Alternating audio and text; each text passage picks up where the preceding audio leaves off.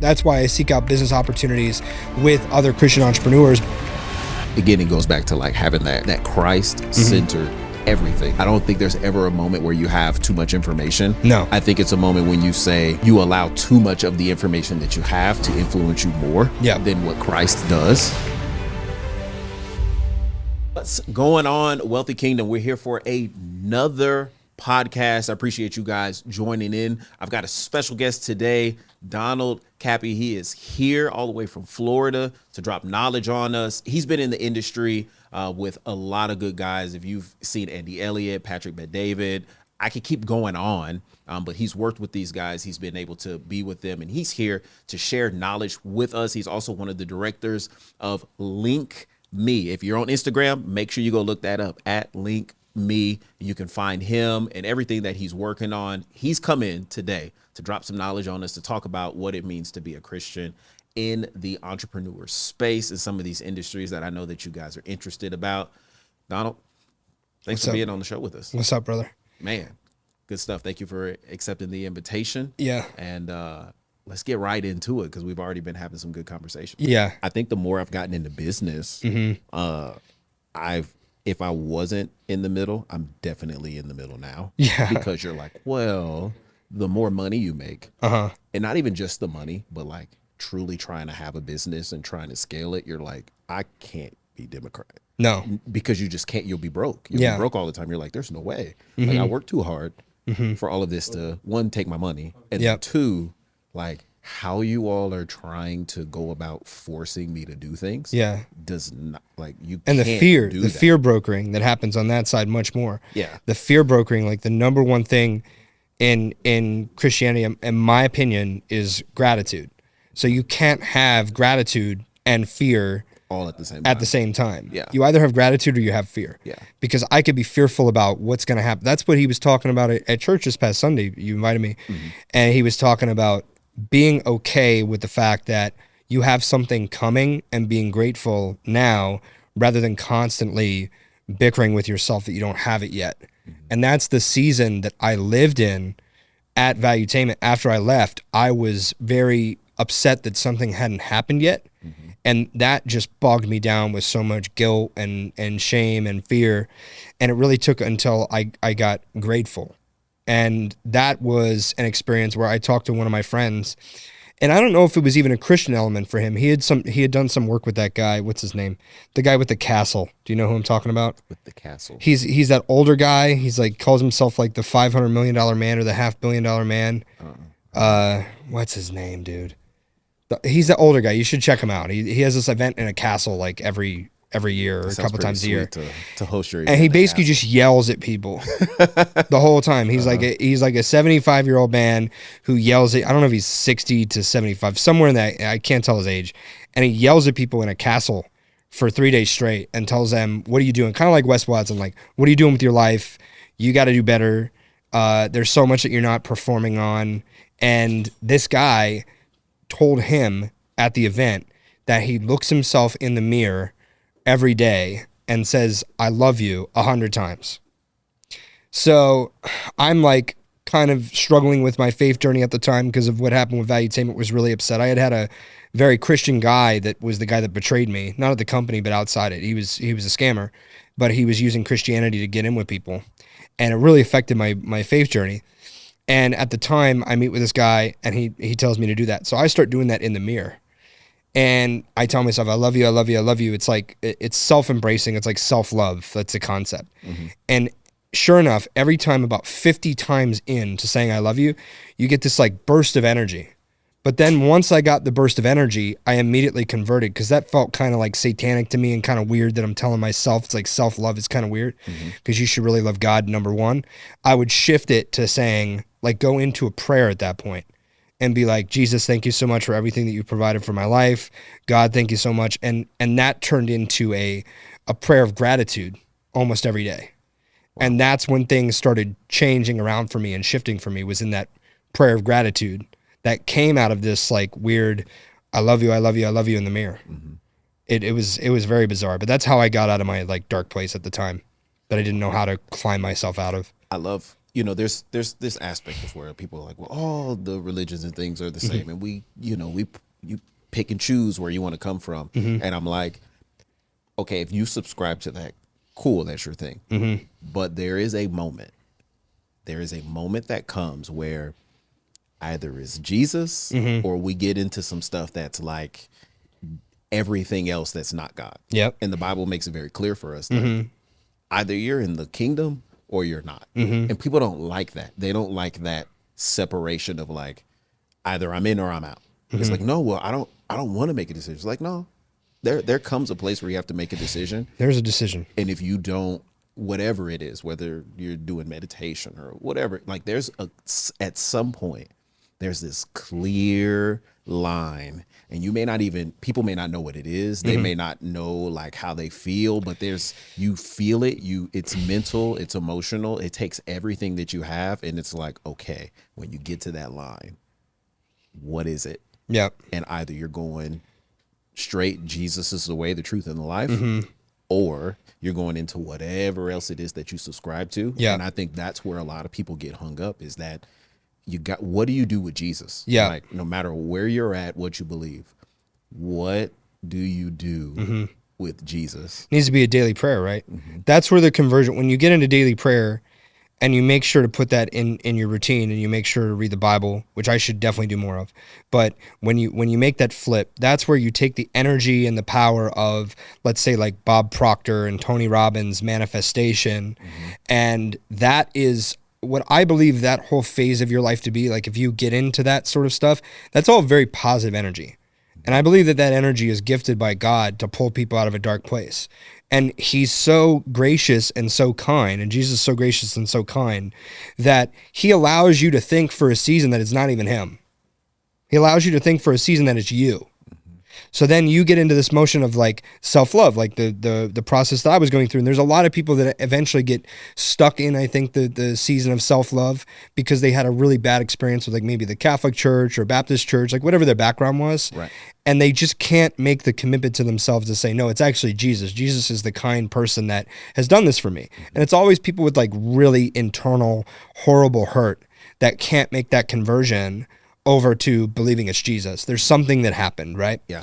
And I have two examples, two anecdotal stories of, they're both entrepreneurship friends. One of it, I'll actually call him out, Ryan Zofe.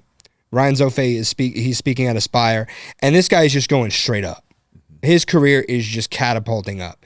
And I went to one of he was in the addiction space because he struggled with addiction. He started this organization that helps people. It's called Level Up, or it was at the time, where he helped people with their addictions and breaking through with that. Cool. And I don't know at the time, I think there was a Christian element to what he was doing, but now he's made this shift where I saw him at church. I saw him at Victory Church in Boca Raton. He's doing work with Pastor Donnie. This would be a good person for Ryan to connect with too. Ryan Zofe, Ryan Pineda, and he's doing all Christian content now, and his stock is just going straight up. Now I have another friend who's a client of mine. He's a great guy. He's the best guy you ever meet. He's there for you all the time, but I don't know if the Jesus element is in his life. So as his stock grows and as his wealth grows in his industry, there's like this disconnect that he's building up all this wealth, but he's thinking that it's from him. Yeah. And that's similar with, I'm kind of blanking right now. Does Grant talk about Jesus?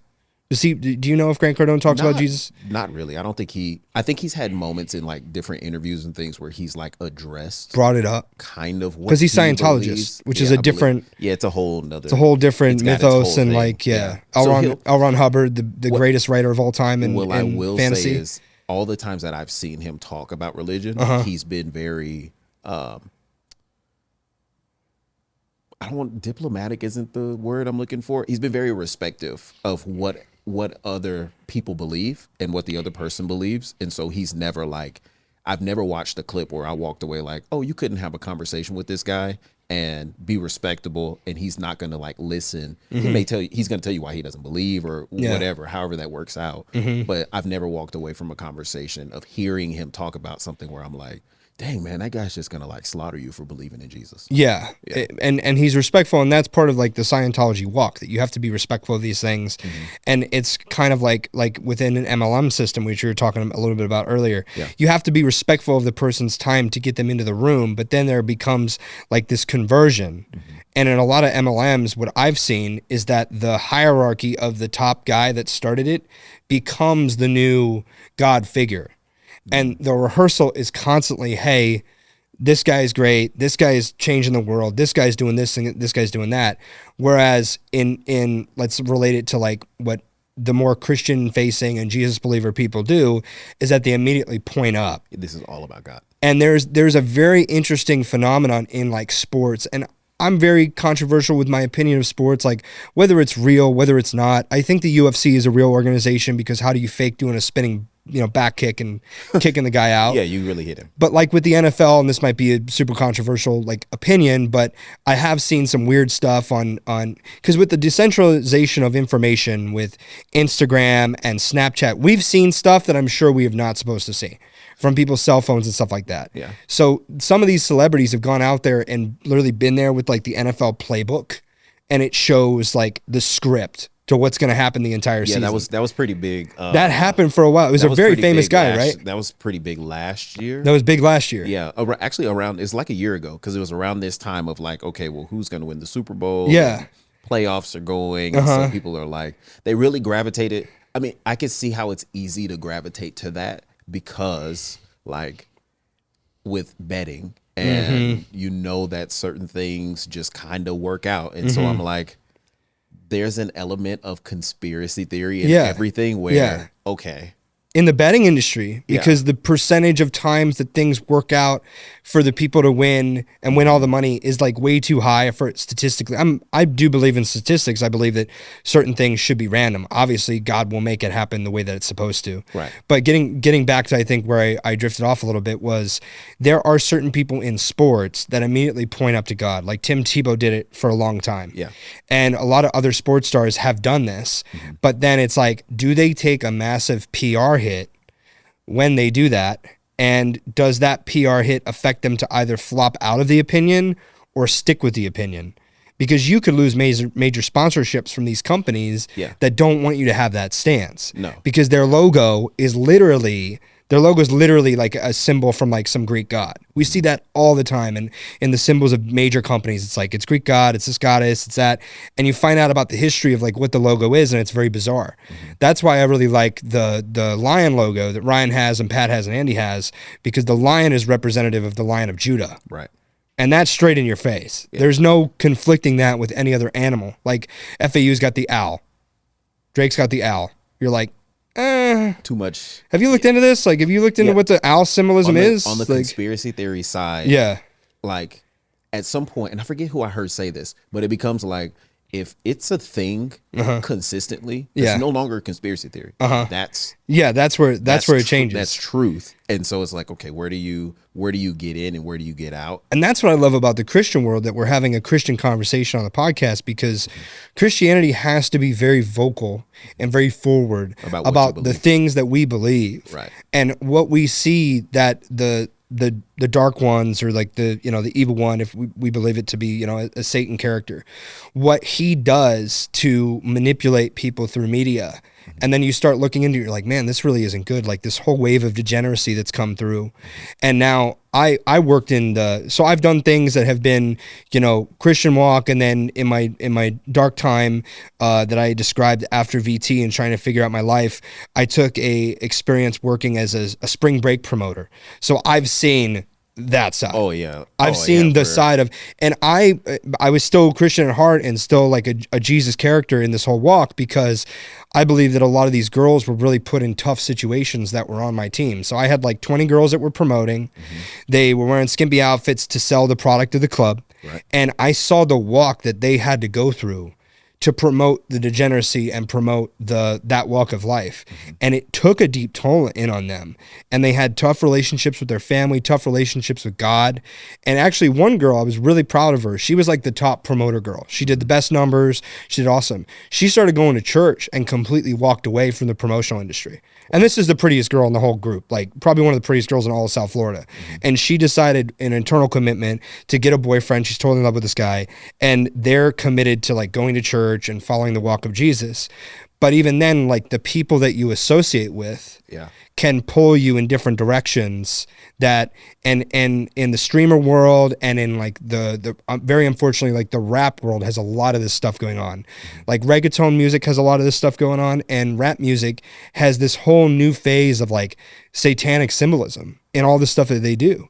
And I'm just like not about it anymore. So as a Christian guy, I'm like, listen, I'm not supporting this. I'm not going to watch it. I'm not going to have my daughter watch it. She's not going to listen to that music because I see the degeneracy building up over time. Right. Because I've seen the transition of a girl being a sweetheart coming in from Idaho to being 5 drinks in at a club, and I'm carrying her out and trying to help her because I'm sober the entirety of spring break. Right. I'm like, hey, can I help you? Like, you have to do your job. I'm a brother figure. I'm like, listen, like, so all these girls started looking at me like an older brother, which was such an interesting experience. Like I could call any single one of them and be like, hey, my relationship with them is like, hey, how are you doing? Are you doing okay? Is your mom okay? Is your family okay?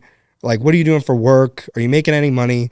And the majority of them are going to like festival after festival in electronic music with all these people doing all these different types of drugs. And it's not good. I see them do it over and over and over. So for the people who are in those industries, and that's one of the beautiful things that I loved about, just this concept of Wealthy Kingdom and where we're going. So we're able to have these conversations with people who are from various industries. And it's like, okay, well, what do you do? Because on one hand, it's your job and you got to go make money. And you can make money doing a lot of things. And I think that's the easy cop out is like, well, just go do something else. Well, it's like, okay, yeah, sure. But like, this is your job. This is your industry. This is what you're passionate about. And you've been given a gift and an ability to be able to make inroads in that. Maybe like a singer or a rapper, right, or a really big guy that's like 6'4" that could walk and get a job in a club in Vegas, $100,000 a year minimum. Yeah. Because he's just a big dude. So where's that line of like, okay, I want to be in this industry, doing it the right way. Yeah. But then you have those moments where it's like, but my industry is entertainment. My industry is, festivals and all these different things I'm required to do. I think you're making a trade. I think you're making your own personal trade. So God's given everybody the will to do whatever they want to do. It's a personal will. You can make your own decisions. Right. So I think that what ends up happening is if you go into an industry and you're pulled in by the temptation of lots of money, I've seen big nightlife promotional deals in Fort Lauderdale go completely south because the people that my friends who were good guys are dealing with tried to undercut them, steal all their equipment, like really screw them on the deal, make sure they got no money. Yeah. So when you're in an industry like that, you're more likely to bump in, let's say like in Vegas, for instance, right? You're doing your job. You're being a good person. You make that commitment. I'm going to go to church on Sunday. I'm going to be a good person to the girls that work for me at the strip club or work at the club with me, which is really hard to work at a strip club and be Christian. I mean, that's tough. That's really tough. Yeah. But let's say you take the stance that I'm going to, really revolutionize, like you take the extreme stance that somebody needs to go out like Jesus did and walk to the well and talk to the prostitute woman and say, hey, are you doing okay? Yeah. And you take that stance and you're a big brother figure. I don't think that you're ever going to be in an ecosystem where you get the things that you want in life that are actually good for you. You're not going to find the right wife. They always say to find the person for you, you have to level up. You have to have a higher vibrational frequency. So when you're working at that club, you're never going to be able to go up to the frequency to where you're going to get anything you want in life. You're not going to get the kids. You're not going to get the wife. Your family's not going to be happy with you over time. It's a cultural element too. But I think that's the trade that you end up making that ends up affecting you long term. If you decide to stay in that industry, you lose a lot. And nobody wants to be alone at the end of the day. Right. And I feel like if you continue to live like the bachelor life, for instance, like messing around with this girl and messing around with that girl. I mean, I'm a singer, so there was a season of my life where it was just a lot of bad messing around. And I really screwed up a lot of stuff that I shouldn't have screwed up with good girls that probably would have supported me for the rest of my life. For sure. So now I have to be the man to say, I either got to level up, or I know that there's a possibility that if I continue to do this way, it's never gonna happen. Right. And I'm not going to be happy until I make these changes in my life and go to church more and pray to God more. So for a man, we really need to be the ones that step up, because it's in the Bible. We have to step up to take our families to the next level for legacy. It's in the man's interest to do that. And a lot of men out there, they just want to party and club and do that 24/7, and they're not going to get what they want, I don't think, long term. So what would you say, what's your advice to that guy? That guy who's in that position right now, they're listening to this and they're like, dude, this was everything I wanted. I'm here. I'm battling this tension. Do I just walk away from it all? Yeah. Or do I try to not, what would you, what would you say to that guy? I think you take the risk in your own life, just like you're taking the risk when you tithe, that you're not going to get that money back, because the tithe is not about this equation of investment. It's about giving to God in a direct manner, and you're praying to him, and you're basically delivering a sacrifice to him, a monetary sacrifice to show him that you really care about his kingdom and building it. Correct. So churches could be, churches could respectively be 10 times their size if everybody incrementally tithed more. Oh, for sure. Which could mean more outreach to the community. Correct. And I was always raised in the Catholic Church, where's the money going when you give to a charity? And then you hear all these nightmares about if I give to the Haiti charity, where is it actually going? And when you give to this particular charity, they're not using the funds for that. They're using it for something evil, right? Like the story about when Bono's doing his shows, apparently only 1% of the money that's charitable towards the Red Foundation or whatever for AIDS only goes to the 1%. And everybody's giving money to the organization. So then where's all this money really But going? that's not the conversation that you have to have with yourself when you're following God in church, because you're giving a direct connection to God. So you don't have to have that back and forth of, is that hopefully you have a good pastor and you see his vision and you think he's doing great things, just like any business owner, just like working for Ryan or me originally working for Patrick Bet David. I saw his vision. Yeah. Okay, I want to attach myself to that. I want to attach myself to that. Let's go. But for these guys, I think it's just an internal conversation that's done through self-work initially, that then turns into a conversation with Jesus, and you have a record of, every guy's got a record of every relationship that he screwed up, every girl that was yelling at him and saying something. Some guys don't take extreme ownership or responsibility, like Jocko Willing, extreme ownership. Some people don't take extreme ownership. Everything you do is an effect to what you caused. Everything. At walking down the wrong street at the wrong time with your wife, and the tale of Batman, right? You're with your kid and you get stepped, you shouldn't have walked down that alleyway. You should have thought a different way. Right. Yeah, it was circumstances and it was chance, but take your wife, be more protective of your wife. Stay on the main street. Stay on the main street. Correct. So we all have this choice to either go out there and really screw up our lives, or we can take note of every time that we screwed up and cause an effect, because everything's cause and effect. And I think once you take more record of, I screwed up this relationship when I was on Instagram too much in the DMs, and I lost a really good girl in my life because I did that. I need to not do that ever again. I need to make the commitment to, I'm not going to do that. So that's where the conversation really leads people either to the kingdom, or they just don't take extreme ownership for what they've done, because God doesn't want this for you. Right. You're in free will. You're causing it in your own regard. Right. You're screwing up left and right. But God doesn't want you. People blame God for stuff that happens to them. This is the cycle of people that are drug addicts. And I guess I've been more advised and have learned a lot from the AA industry with my friends that have had addictions, like Ryan and my other buddy, because they have AA in Power versus Force. Have you ever read Power versus Force? I haven't read that. It's a book Pat loves this book. He talks about it all the time. And we had a book of the month that we had to read at Valuetainment every month. So we read this giant book that's all this kinesiology study. And in the book, there's low frequency to high frequency. And in Power versus Force, you are somewhere on the spectrum. Okay.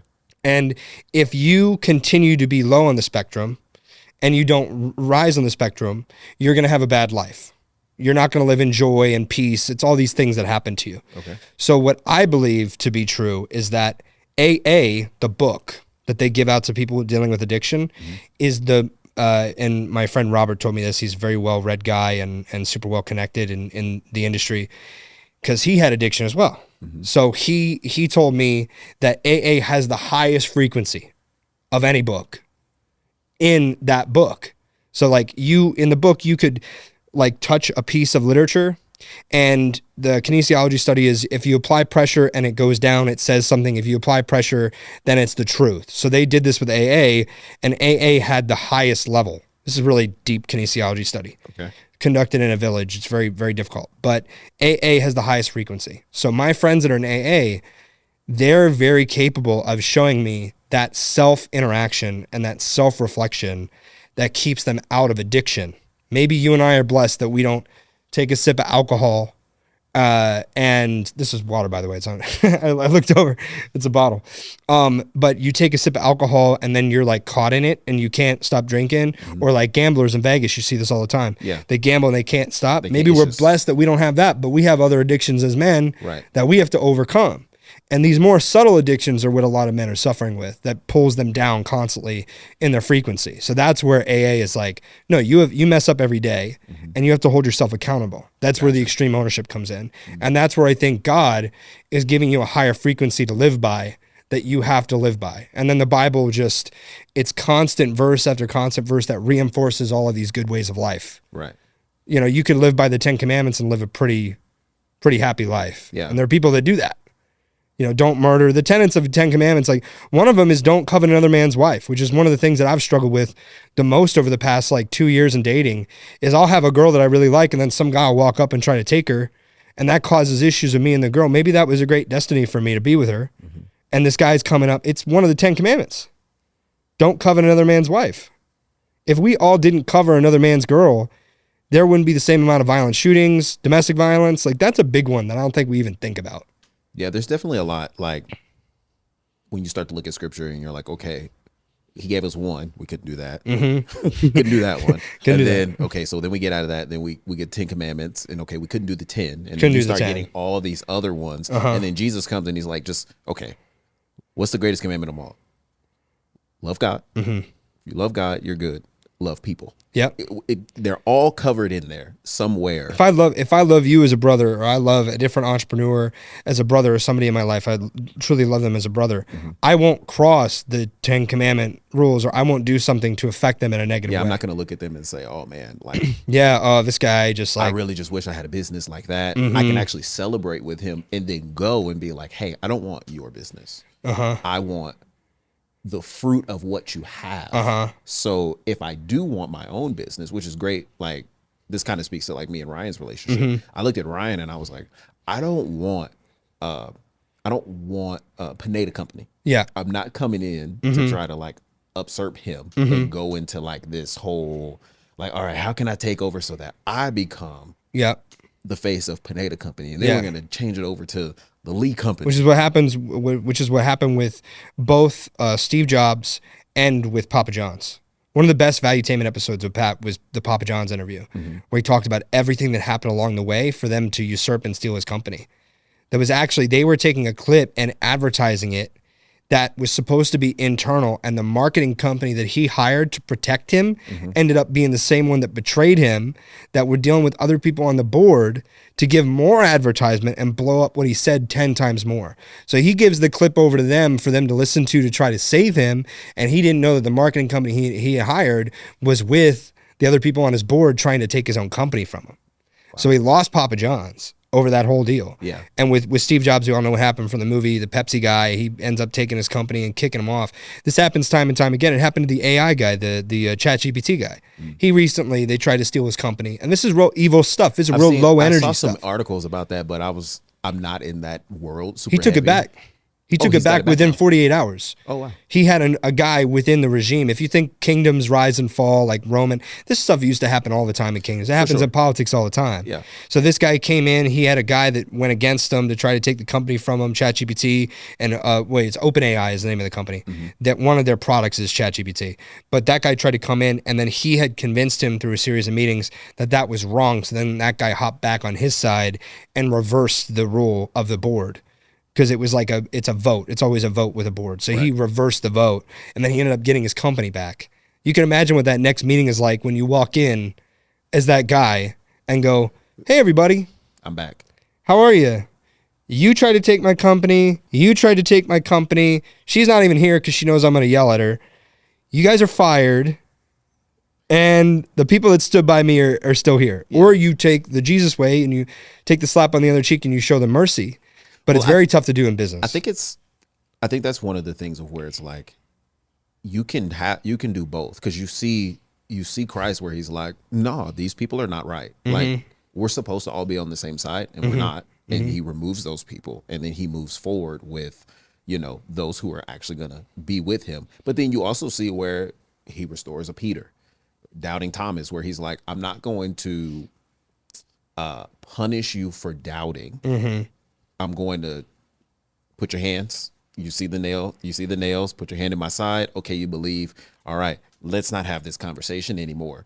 Let's move on. Let's actually move past it. And you're able to see it. And I think that's like, for the entrepreneur, for the business leader, there's that tension in whatever industry you're in, where it's like, okay, at what point do we get like God's wrath? And at what point do we get grace? There's grace and mercy go hand in hand. You can't have one without the other. They're both there together. This is what I love about doing business with Christian business owners. And when I love that it's at the forefront. It's at the forefront of Pat. It's at the forefront of Andy. It's at the forefront of Ryan Pineda. I don't know who else it's at the forefront of in their company. Chances are, if they don't talk about a direct relationship with God or Jesus, you can say, okay, it's not at the forefront of your company, because you're never bringing it up. Right. So it's not on top of mind. That's why I like with what Ryan's doing. He's bringing all this stuff to the forefront and talking about it. Yeah. Even at the conference, even at WealthCon, he brought it up. And the best thing he talked about was lineage and your future family and what you have to do. And he showed all the different images of like his family and what they did and his great grandfather. Like, you as a man have to like really cherish that. That was great. And stand up. That was my favorite part of WealthCon. But if you don't bring it to the forefront, then you know that you're going into business with somebody who maybe might not do you right. Because long term, they might go by more of like the generalized culture standard of eye for an eye, or the second that you do something wrong, they come after you and delete all your stuff and try to mess you up from the industry. Yeah. That's what my friends did with in the nightlife. They had these two guys that absolutely came after them, defamation, tried to sue them. It's horrible what these guys are doing to my friends, and I'm responsible for the one guy because like he's been my friend since he was like 3 and I was 10, and I really don't like what they did. But those guys are so far away from Christianity. That's just what they know to do. That's just what they do. Yeah, that is what it is. Like, they're not. It's the retaliation. 100%. It's super hard in some of those industries because you, from the outside looking in, you'd be like, oh well, man, that's horrible. But then you look at the industry and you're like, not within the context of their industry. That's just normal standard practice. And so no one's giving them flack for it because there is no Christ moral standard that says no, you shouldn't do that. Even if they're wrong, is this a moment where, again, there's moments where yes, you should go after people, and rightfully so. You should try to take it to court and get what you need to get so that you can be done right. Yeah. But there might be a moment where the Holy Spirit is like, hey, don't worry about that one. Don't worry about that one. But you don't know what's going to happen. Don't worry. You don't know what's going to happen. Maybe it's rightfully in your jurisdiction to go after this person, and it's totally eye for an eye, and you feel comfortable with the situation. But Jesus is telling you in that moment, you either get clarification that yes, this person did something really bad, and there's justice here, and it should be sought out. And the Christian community really needs to debate on that, because we have a lot of instances where we totally get taken advantage of. Oh, for sure. And Pat talks about that. One of the things that Pat said that he stopped praying for eventually was, what is it? It's so good. Like temperance. He stopped praying for temperance because he doesn't want to be temperate about the big social issues in our country anymore because he has kids. So he wants to actually go after it. And he's doing a very good job of doing it. And I love Pat, and I love what he's doing with Valuetainment and how he's affecting politics. I mean, he's my mentor for 2 years. I love him to death. He's such a great man. I couldn't speak more highly of Pat. Every time I get on a show, that guy changed my life. He took me from a average sales guy that didn't know crap to knowing marketing, knowing systems. One time, this is dealing with a Christian businessman. Okay, this is the exact example. We were in a meeting, and all these meetings were cherished by our team because you only got one a week. And this is one of the last meetings that we had together when he was doing it every week. And he knew I was really dealing with bad stuff. I wasn't doing great with my numbers. I had just had a really bad relationship where the girl left me for this multimillionaire guy, and I was tough. And he stopped the meeting and spoke to me for 50 minutes straight. And nobody else in the meeting got any time with him. He never did this. And he's just like, Donnie, you need to change X, Y, and Z. You're going to be fine. And that was his message to me for 50 minutes. Pat's time for 50 minutes is worth, you don't even want to know. Right. It's like $250,000 if he's flying to you. Yeah, Ryan always tells me, he's like, 100,000. when we have our one-on-ones, he's like, his rate is ridiculous. How much does this cost? He was like, I'm not even going to tell you, because I'm like, I appreciate it. To take 50 minutes in that one meeting because he saw and believed in me and believed I had a good soul is a Christian principle. So if you go into business like with these other guys, for instance, like if you believe in eye for an eye, and then you also believe in extreme retribution because you grew up in a family that was always fighting, it also comes from culture and family. Right. And you believe that the second that somebody does something that you could consider to be wrong, even though that you're not even in the right of the situation, that you're going to now go and attack them just because of an ego trip, there's nothing more darker than that. There's nothing more not Christian than that. So it's on a spectrum. Maybe you don't go after it for a period of time, or you try to rationalize with the person and sit down with them and say, listen, I understand where you come from. Can you tell me, as a business owner, can you tell me why you ended up like trying to take this lead and trying to take this business over here? Like, what was your reasoning for it? Were you just really like in need of money? Is that why you did it? And then you have a conversation. You don't just go, okay, retribution, you're fired. Going straight to, yeah. I don't believe that you go that way, because there can be like you were saying, second chances. Yeah. For the apostles. Yeah, and there's definitely, like, I think as we start to see more Christians become vocal in whatever sense that means for them in their business, to become more vocal about Christ, because I don't think every Christian business owner used to be like, you come in to buy an auto part and you're like, hey, I'm a Christian. It's like, hey man, can I get a price on some brakes and rotors? Yeah. Like, I'm happy that you're a Christian. But in whatever sense that is, there should be that feeling, that overarching like tone of where people are like, okay, this is different. Why is this one of your core values? Why do you treat everyone like that? Especially in those industries that are a little more cutthroat, where it's like, hey, normally guys in our industry would have went straight to litigation. That's why I treat these girls like gold. When I was working with them in entertainment, I was working with them with the promotion, I saw what they were going through. I came with a heart, and they all became my very close friends because I saw what they were going through, and I wanted to be a Christ figure in their lives and just be that older brother for them to talk to. 9 times out of 10, everybody else is trying to sleep with them or trying to get them home, or in some cases in the industry, people even drug other people. Yeah. They try to slip something in their drink and hook up with Stacy because they think that once they hook up with Stacy, Stacy will be obsessed with them. Like, whatever this really dark like manipulation can be, if it's Machiavellian or it's just like just manipulation. But you really got to come from a place like, listen, I want the best for you. And if people can sense that in business, like with you and me, I think you get a sense that with LinkMe and what I want to get the team on, and with you, and I'm sharing with you the QR code and how it can better your company and better some of the things that you're working on, because you can go up and give a presentation, scan the QR code, and you make X amount more because it's empowering your employees to do more outreach. Right. That's coming from a sense of, I'm not trying to get anything out of that besides my take for setting that up and helping you. Right. It's a win-win. It's like, we're still doing business. Yes. Yeah. It doesn't like, and that's the other thing where, like, for us as for Christians, it's like being a Christian entrepreneur, being a Christian business owner doesn't mean that we don't want to make money. Yeah. We're still doing business.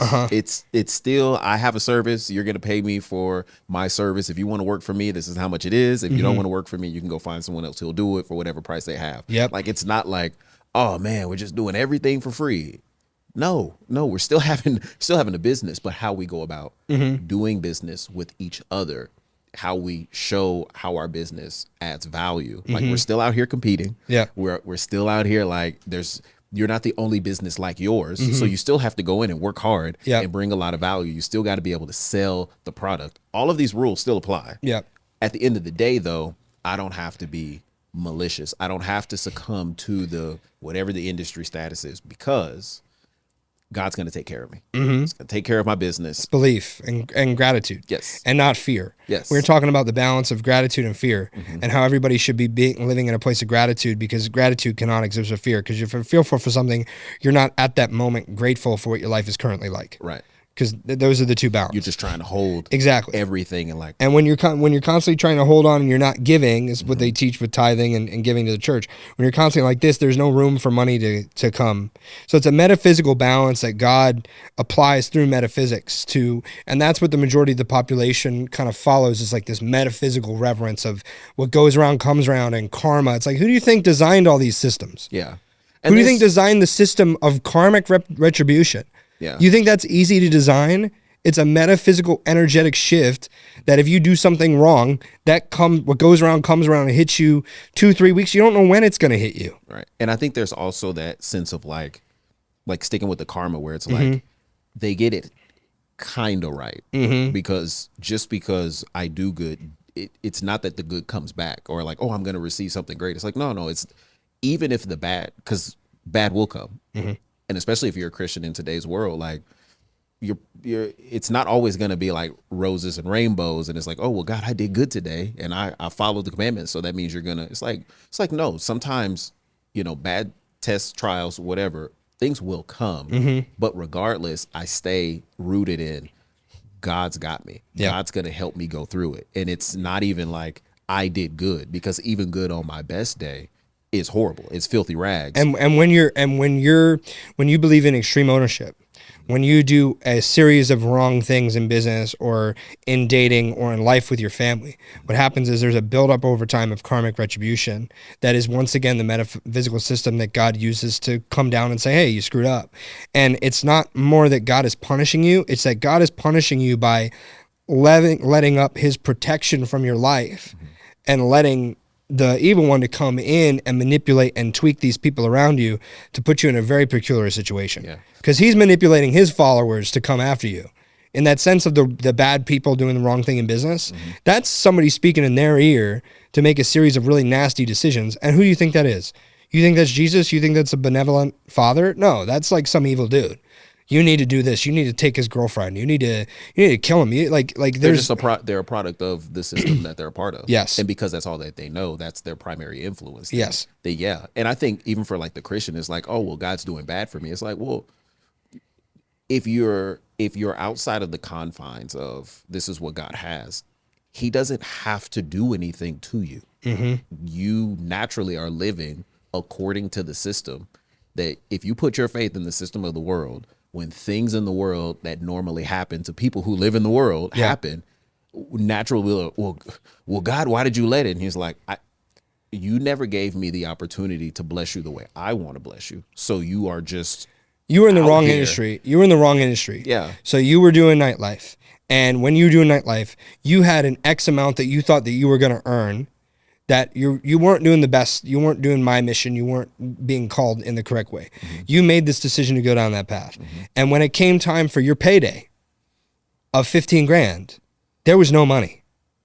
And I was in the worst financial situation of my entire life at that point, because I had not gone down. I had a job offer up in Atlanta with a pretty cool guy. I don't know if I trusted the whole situation because it was a little tough. There were some things that didn't really, apply too well to me. I didn't really want to get into real estate brokering, like wholesale real estate brokering, but it probably would have been a great opportunity for me. I probably would have made a ton of money. And he was giving me the right to be the head of his media company way before I could pull it off, which scared me. So I'm living in fear. And so I don't go and I work spring break instead. So there's one opportunity that I could have gone and probably made a ton of money. And I didn't really want to live in Atlanta at the time. I really liked South Florida. So that was the main thing that took me away, because my mom she cares about me being around, because she moved away from my grandma and it caused a lot of issues with her and her family. So she's living out of fear. She's affecting me, and I don't go up to the job opportunity. And I decide to stay in the spring break world of Fort Lauderdale because I think I'm going to make a ton of money. Yeah. And I end up not at all. Man. And I'm dirt broke.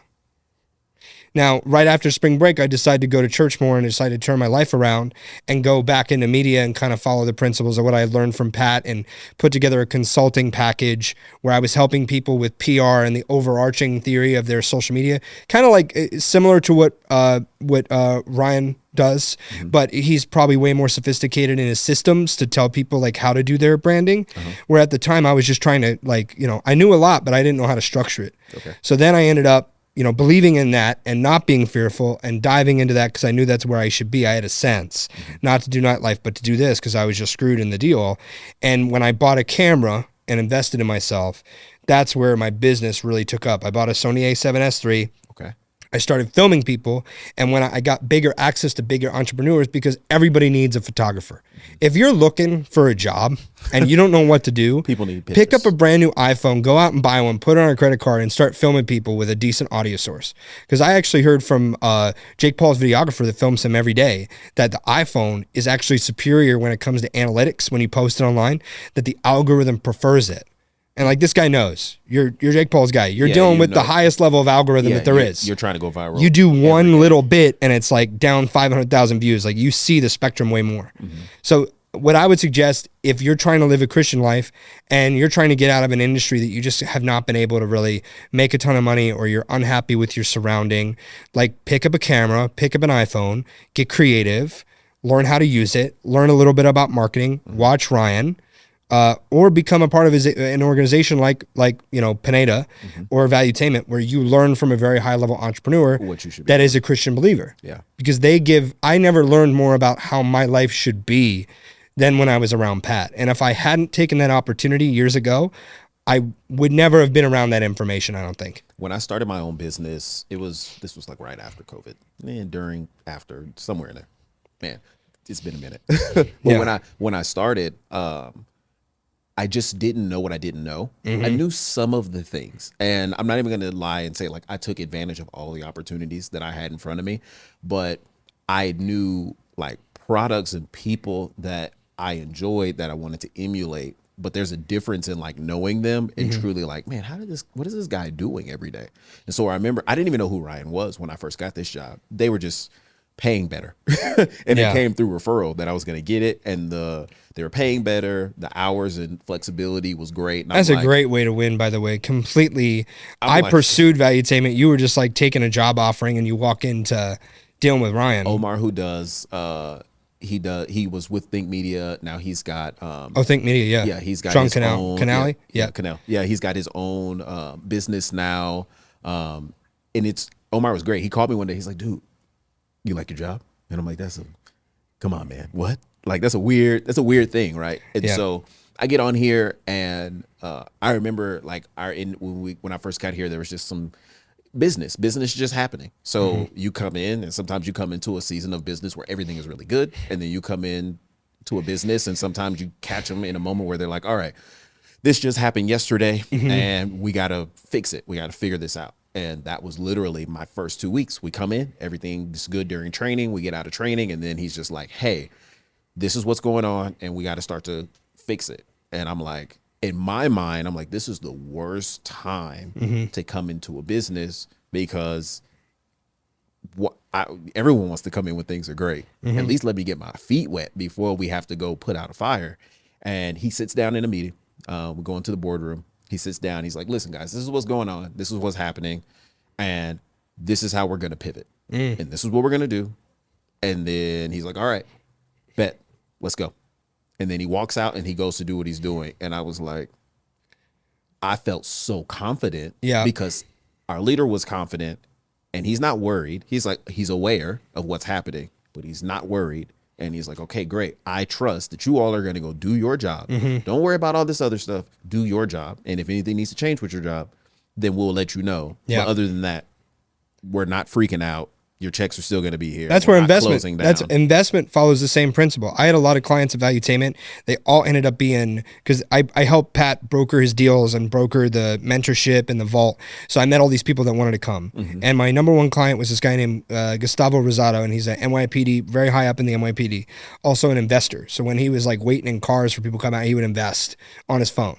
And he started investing because Patrick talked about you invest when it's low. It was a very simple investment portfolio kind of video. It was very base level that most people would critique an influencer for doing, because it's like, this is not real like content. You're just saying something like about investing that kind of works. Yeah. But this actually changed his life.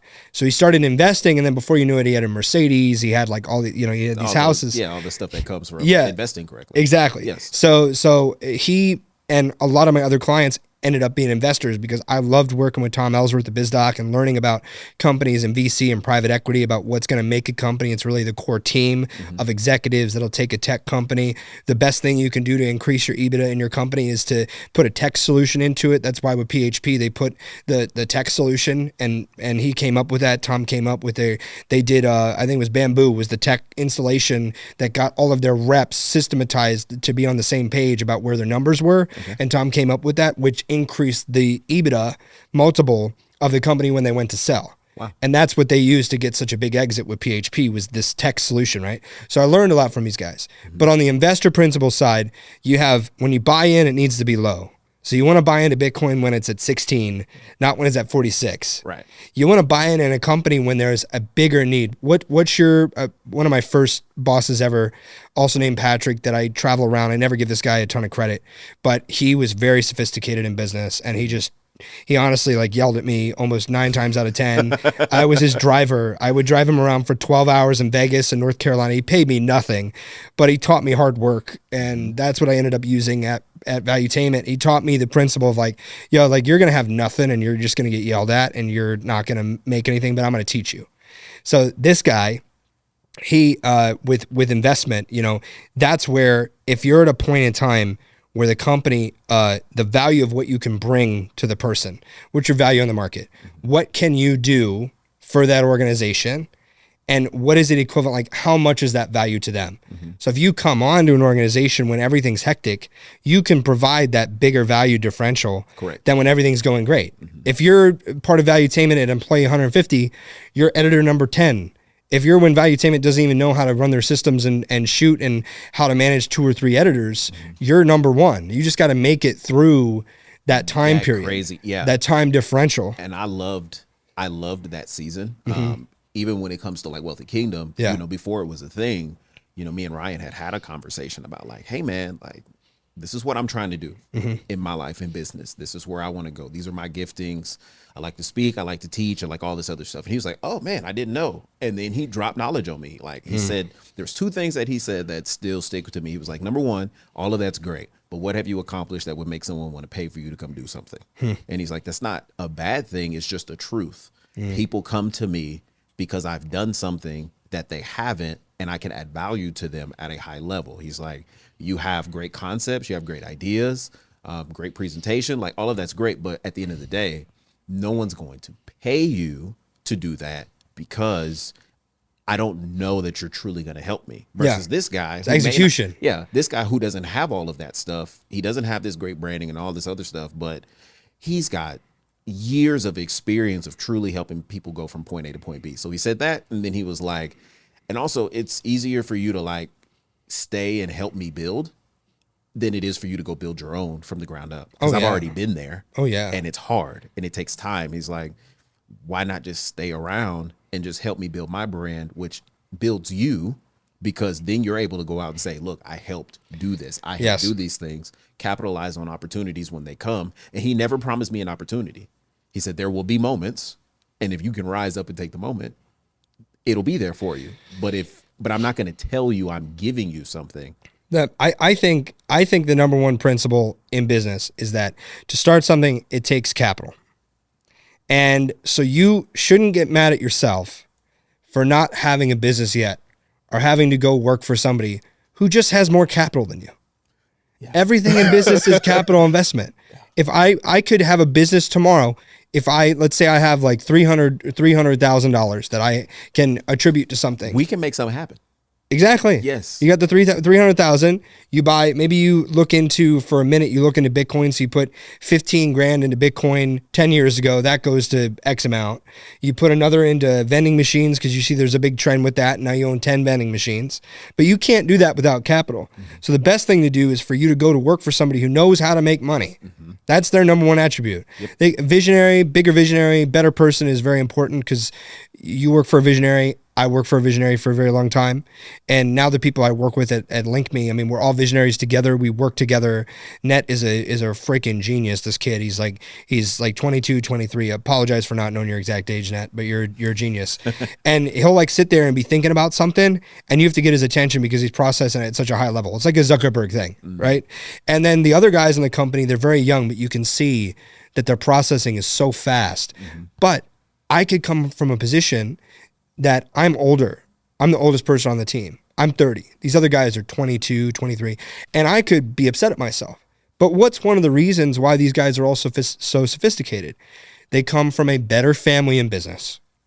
And they have a wealthier dad, rich dad, poor dad. Their original dad is the rich dad. They don't have to go out and find one like Pat, me. Like my dad's a sweetheart, and he's my favorite person on the whole planet. We talk almost every day, and we watch Marvel movies together and went to Universal and read the Hulk 10 times in a row. So I love him like more than anybody. So he made the decision. He had a very wealthy father. He made the decision to just be a good father rather than a wealthy one because he knew he could be there for me in my life. And Robert Kiyosaki talks about his love for his dad too. Because if you decide to be a very wealthy dad, maybe, you run into some issues with your son. We see this a lot. Yeah. And so they come from a place where they had a very wealthy dad. And I can't be fearful or upset at the organization for the fact that they're ahead of me younger because of X, Y, and Z reasons. Yeah, I'm happy for them so they can lead me better and we can work together better. And there's more, once again, funding in the organization. The reason why that we're at one of the reasons why we are where we at with LinkMe is that we have great funding. We can go up against anybody in the industry because we got the best funding. So we can go through bigger seasons of investment to where there doesn't need to be a capital raise, and we can do more development on the business because we're not constantly going out there trying to raise capital all the time. Right, it's just there. Like, hey, you want to do business with our company? We need money from you. That's not a good position to be in. It's not. So this is like just the concept of rich dad, poor dad, and like just always be grateful for what you have. Even if somebody else has more, just be grateful. Yeah. I've enjoyed these seasons of like, oh man, getting to learn from the team and like, okay, if I started when that season comes and it's time to go do whatever the next thing is for me, it's like, okay, so what would I start with? Well, I remember these are the people who have been, because if you would have asked me like, hey, Chris, if you're going to start a business, what would you do? What are the first things you would do? 2-3 years ago, I would have given you one set of answers. Now I'd be like, okay, there's one key thing that I don't have, and that's operationally on the back end and setting up these funnels. I need that guy. And that guy is worth a lot of money because he's going to make my job easier where I can actually focus on like doing the thing that I love to do. Yeah. And he does the thing I hate to do, but it's so crucial. Yeah. Because if I do it and people don't have a place to go and a way to segment them and actually make this thing like work, then what I'm doing is for nothing. And I might have a whole bunch of angry clients on the back end. And so I'm like, even just seeing all these things for myself, I'm able to learn like, okay, I was wrong here. I might've been a little right there, but now I have proof of why this was the right move to make. And being in those positions of mentorship is I couldn't even pay for what I'm getting right now, because I know what some people have paid to even just be able to have some of these consultations. And I'm like, God, thank you, because I don't have the money to do that. I think if you did the math for my time with Pat, if you actually calculated it, something like $7.3 million of time, just that. Yeah. Just $7.3 million of consultation and help from a billionaire, soon to be billionaire that's taken over politics and hanging out with Trump and Elon and Andrew Tate and like everybody in the world.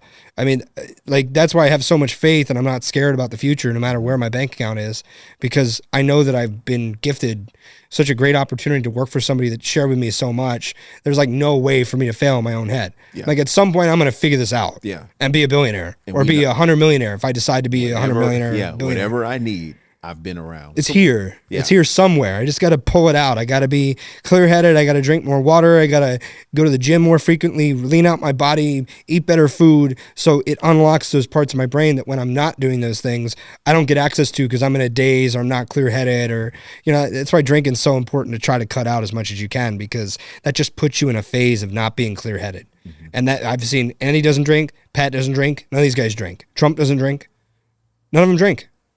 At all. They don't even touch the stuff. Wes doesn't drink. My other AA guys don't drink because they can't.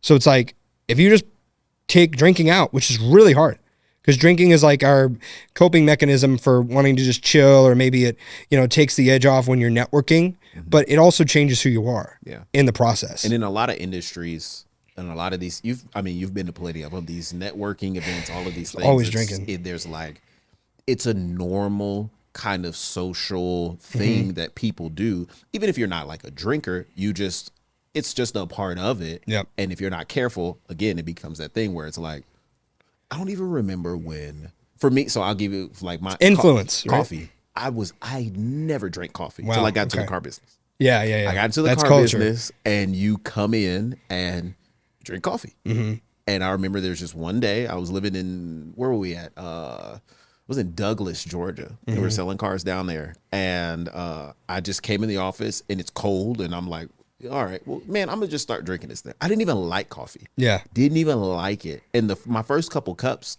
it was probably more creamer and sugar than it actually was coffee. But it was just a part of what we did. We all come in, we get a cup of coffee, we have our morning sales meeting, then we go out there and we sell cars. And before you know it, you're in this like cycle. And I still drink coffee to this day. It's a little different now. Now I'm like, okay, I actually kind of like it. It doesn't help me like, unless there's like espresso shots or something in it. That's me with pre-workout, which I know is so bad for me, but I started working for the gym industry when I was in college. So I was exposed to the big refrigerator of all the different types of pre-workouts. And I tried every one, and then I got into C4 with my buddy because he was doing it. It was like the gym culture. And then I cut it out of my life. I felt a lot better. My body felt a lot better. I lost better weight. I was more like, quick. And I started working for a gym again. It was one of the biggest suppliers of pre-workout in the world, Redcon. They still do. And they had like the fat burning one and the other supplement one without caffeine, and this one and that one. And I just started drinking pre-workout again all the time, every single day pretty much. And it's not good. I know it's not good. So like maybe my shift in conversation with myself is, if I want to be clearer in my own life, I shift to coffee, and then I try to take coffee down and just cut that out too. Yeah. But it's tough. It's hard. Yeah. Especially if you're around it. Like, you go to the gym all the time. Somebody's doing something. Somebody's doing it. Somebody's doing a lot of stuff at the gym, by the way. Yeah. The amount in our culture that the everyday man is doing testosterone supplementation, and what's happening in our culture is like the women are now attracted to much more masculine than normal in society because they're on all these steroids. And now it's taken women, if they're on a femininity spectrum and you have masculine and feminine, it's caused them to now raise it and raise it and raise it. So now we have more masculine females and more masculine men, and it follows in a trend.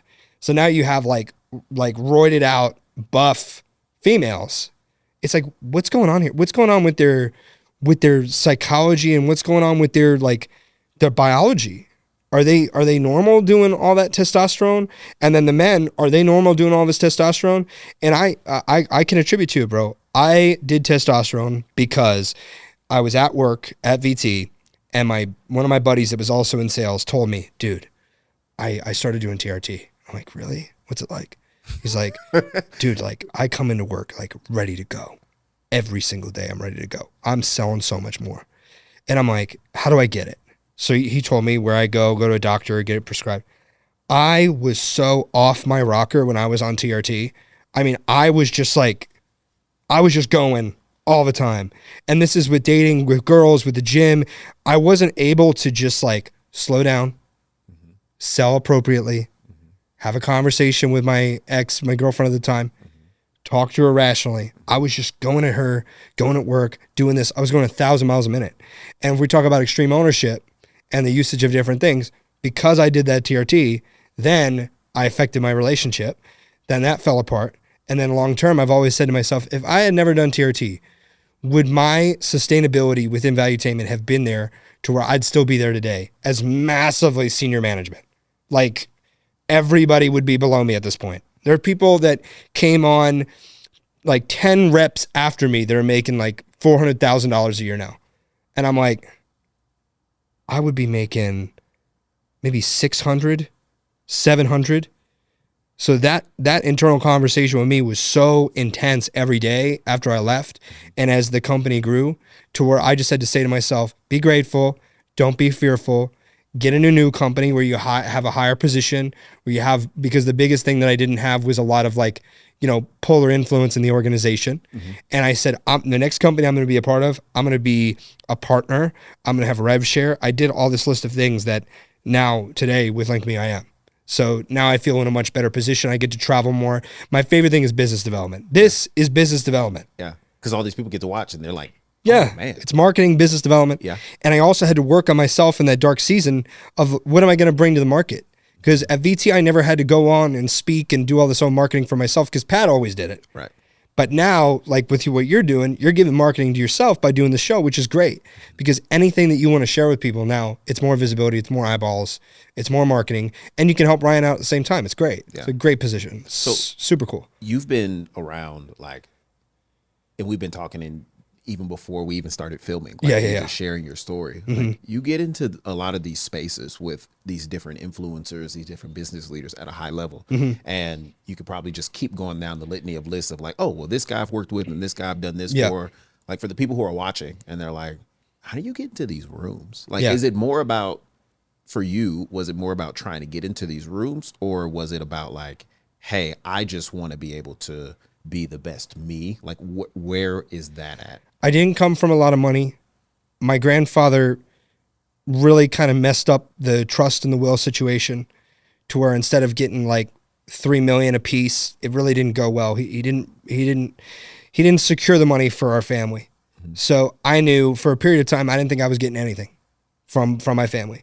And my dad had retired. My parents are older, and I was really in the need of making money. I didn't think I was going to be like getting anything. I thought I was screwed.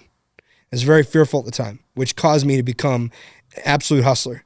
So I've been a singer for 15, almost like 16 years now, where I sang Michael Bublé, I sang Sinatra. I can sing exactly like Sinatra.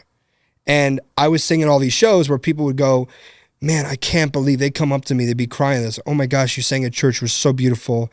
Thank you so much for what you do. But I'm not making any money in that industry, and my parents and my family don't have any money to invest in me becoming a big star. Because in the music industry, you got to have a lot of financing to go and enter and market yourself and everything. Gotcha. So I'm just at a true need to hustle. And I start networking with no money in my pocket. I'm living at my cousin's house. And this is a true story. This isn't like one of those, oh, this is my background. I worked my way into this event in South Beach. It was completely random at the National Hotel, and I sing for this. I ended up working for free for this guy who's selling Lamborghini wine, which I don't think is even a real wine. And these model girls, he calls me, he's like, hey man, thanks for coming to the event. I'm like, great. Like, what's gonna happen? Is a free ticket? Thank you for inviting me. He's like, hey, take care of the model girls. Make sure that they're taken care of. So I have to pay $200 that I don't have to just keep my reputation up, that I have money and I'm like this guy in music. I paid $200 for their bill for them to all eat, these really pretty models. And that day, I ended up meeting this big producer. He's producing the Super Bowl right now. He's here for 40 days. His name's Omar Rosario. And he becomes my very good friend. And that was my skill, was getting to the right guy in the room. I developed that as my skill in the music industry. How do I find the one guy that's going to change? Because I was always hustling. How am I going to find the guy that's going to change my life? How do I be as much value or as kind to him as I possibly can be so he can just snap his fingers? Because I'm looking for my rich dad, poor dad, right? I don't even know I'm looking for this at the time. To snap his fingers and I start making money. So that starts happening with him. COVID happens. I'm supposed to be backstage with Post Malone and Billie Eilish doing hospitality and plugging him my new music that I'm spending all of his time in the studio making. Right. COVID drops. The music industry's over. I'm like, what am I going to do? This has been my whole dream my entire life. And it just so happens that I started hustling again in the gym, picked the 4 a.m. shift, which got me just working. I would fall asleep at 8 p.m. with my ex. I'd be at dinner. We'd be at this Greek restaurant. I'd be falling asleep to get up at 4. And that hustle and pushing myself to the limit and holding myself accountable allowed me to do that hustle to work my way in with Pat. And then that's what created the rest of my career. And the real proof to success is you do less of the hustle and you do more of the community building. And as you go higher and higher, you're less needy, You're less trying to get the sale. You're more, hey, I've got this. I want to help you with this. I have funding here. I can invest in your business, and now I can help others. And that's where true success comes from, is helping as many people become multimillionaires as possible. That's what Ryan's doing. That's what Andy's doing. That's what Pat's doing. They're helping other people, and that's how you go to the next level.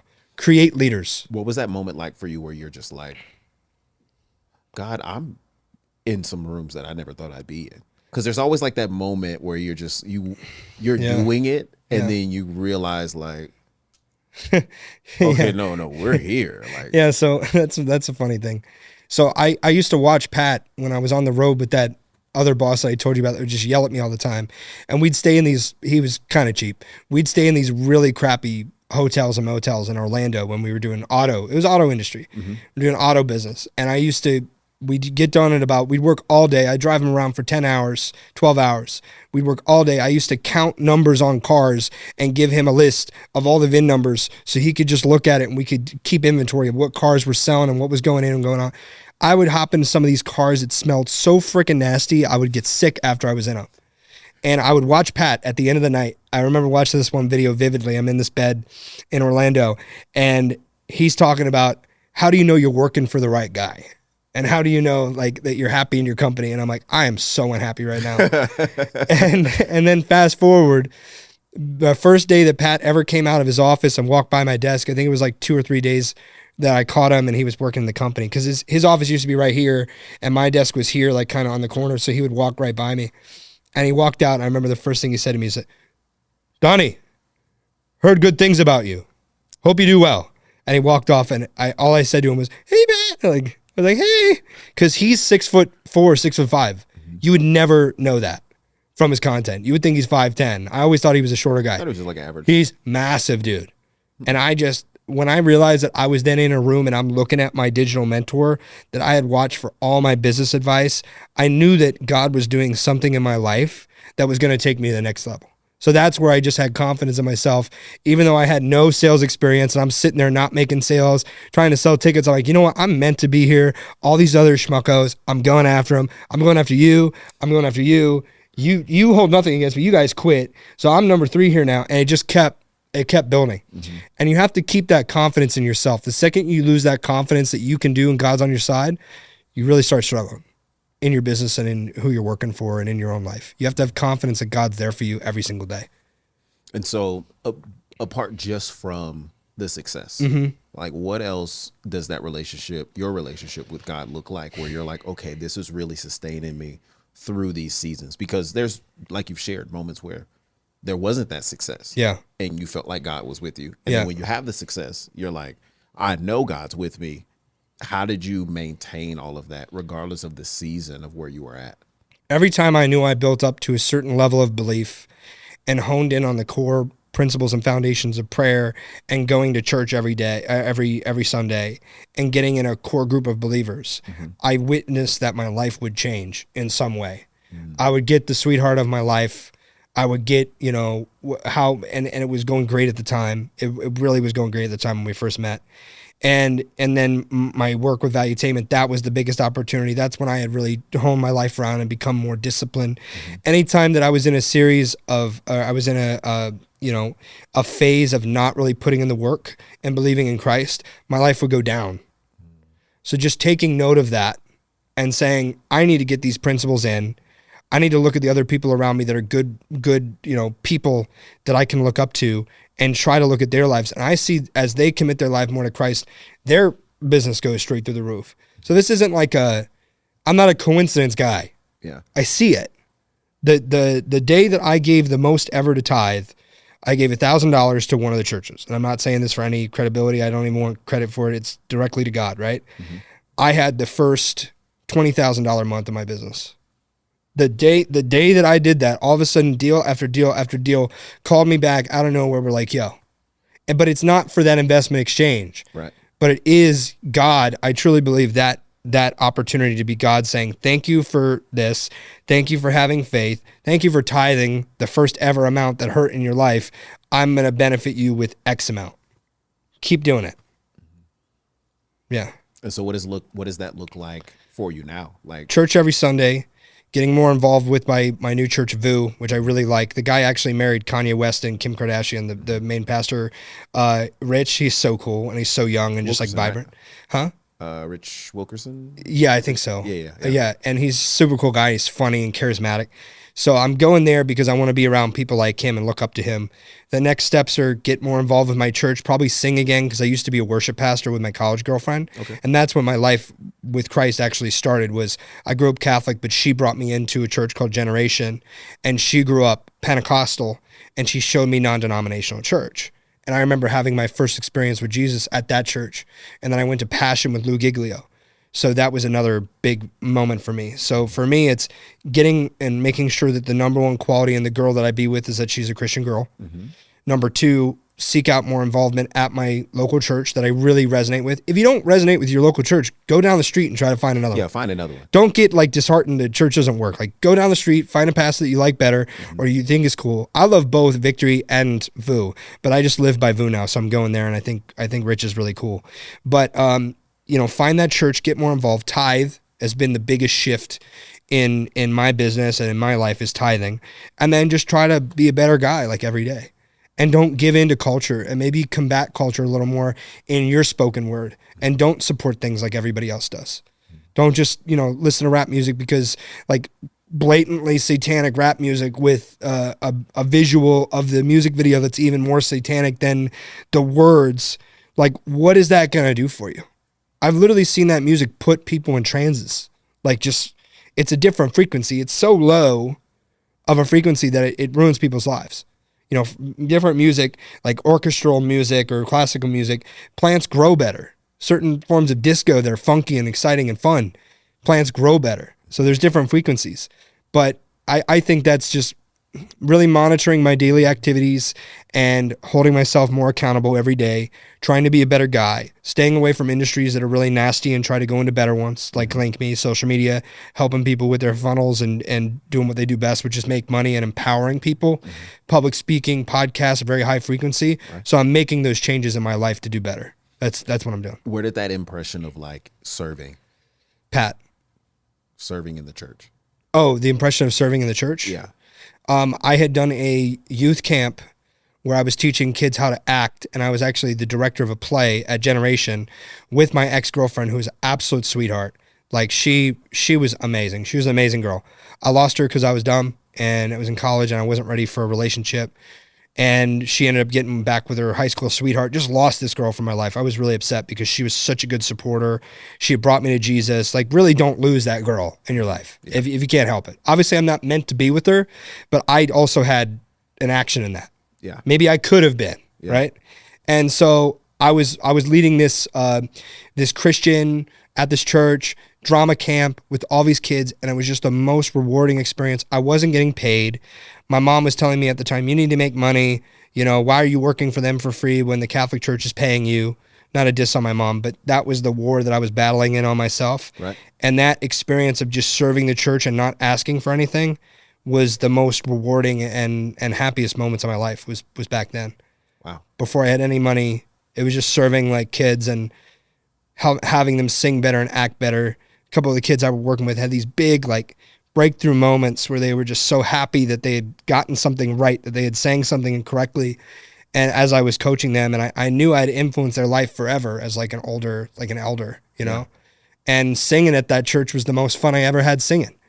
I've had a lot of others. I sang with Seal one time on a yacht, and John Lovitz was there, and that was big. I sang in front of 3,000 people one time. I sang a wedding at the Vanderbilt Mansion. Like, I could keep going up in the industry, but I truly think that the best time I had singing was serving a church, because it's just direct connection. There's no nonsense. Like, you're just singing directly up to God. You're not singing to a crowd and trying to entertain, and some guy's asking you to sing Chicken Fry. And I'm like, I'm not going to sing this song. I do not like country. Don't make me sing this song. And he's like, the groom specifically asked for this song. And I sang it. I swallowed my ego, and he paid me. He walked up to me and he handed me $1,500 in my hand. He's like, thank you so much, man, for singing that song. I thought that was kind of cool, but still not my favorite experience singing. It's in church. It was my favorite because you're in direct connection. Yeah. And it's in that moment, it's not about you. It's just It's not. It's worship. You let go to, of your body. You're yeah. just like, I'm just singing. It's worship to God. Yep. I don't have to worry about all the other things. Mm-hmm. What ministry do you think you'd want to? I really like Vu. I had a conversation with the guy, unless I end up coming out here to Vegas, because it's been such a cool experience, like just meeting the best of the best people. But I think Vu is where I have my eyes set on. Very cool church, a lot of young people, a lot of Latin people, a lot of people from all walks of life. And I also like how he married Kanye and Kim. I think that's kind of cool, because then if I stay in the church and I get married by him, then I can say that, I got married by the same guy. It's like in my head. I'm like, that's pretty cool. We're gonna make this happen. We're gonna make that happen. Purely just worship, or as far as like worship is great. The worship music is some of the best I've ever heard. There's this one girl that sings. I don't know if she's Colombian. She's definitely Latina. Her voice is unbelievably good. And then Rich is just so young, and I like to look for a pastor that I want to be like. Because what's the point of going to a church where the pastor is not somebody that you want to be like? He's like 35, great relationship with his wife, seems like he loves his kids, wholehearted dude, really seems like he's not doing anything wrong in his life. Like, you get a sense when somebody's like kind of faking. And I just really like what he has to say. Man. It's a lot about empowerment, and I like churches that talk about entrepreneurship, empowerment, life, gratitude, because that's what I think makes our businesses better. I'm not trying to go to one that's trying to tell me about religion and always what you're doing wrong and put you down. And there are some churches that even look poorly on making money. Like, it's in the culture. It's definitely, it's one of those where like, I get it. Like, because I always try to understand, like, why, where did this come from? Yeah. What are they thinking? What are they saying? How are they saying it? Who's at their church? Who's influencing that? That's in the Catholic Church, by the way. That was programmed into me for 12 years. Money. Yes, because all the priests that they're trying to get you to be a priest the whole time, or a nun. We went to, as I was going up, 5th grade, 6th grade, 7th grade, we went to Steubenville, which was like this mock Christian conference that was Catholic, and there were bishops there. And then we went to the actual, I forget what it's called, but it's where all the priests live, the monastery, I think it's called. And we went there, and they were all trying to get us to live the simplest life, where they don't talk, they have no goods, everything they make is from the church. So it's like, you realize that you wake up one day and you're like, the guy that I was looking up to as closest to God, because you're also taught that the priest is in direct, that's why you call him father, because he's in direct communication with God, and you're not really. Like, he has a better communication. And then the Pope is in direct, like, he's like God. He's the guy. And so you grow up with this, training in your head that you're not really made to make money. You're made to just go to church and give your money and not really have a family, because priests don't have families.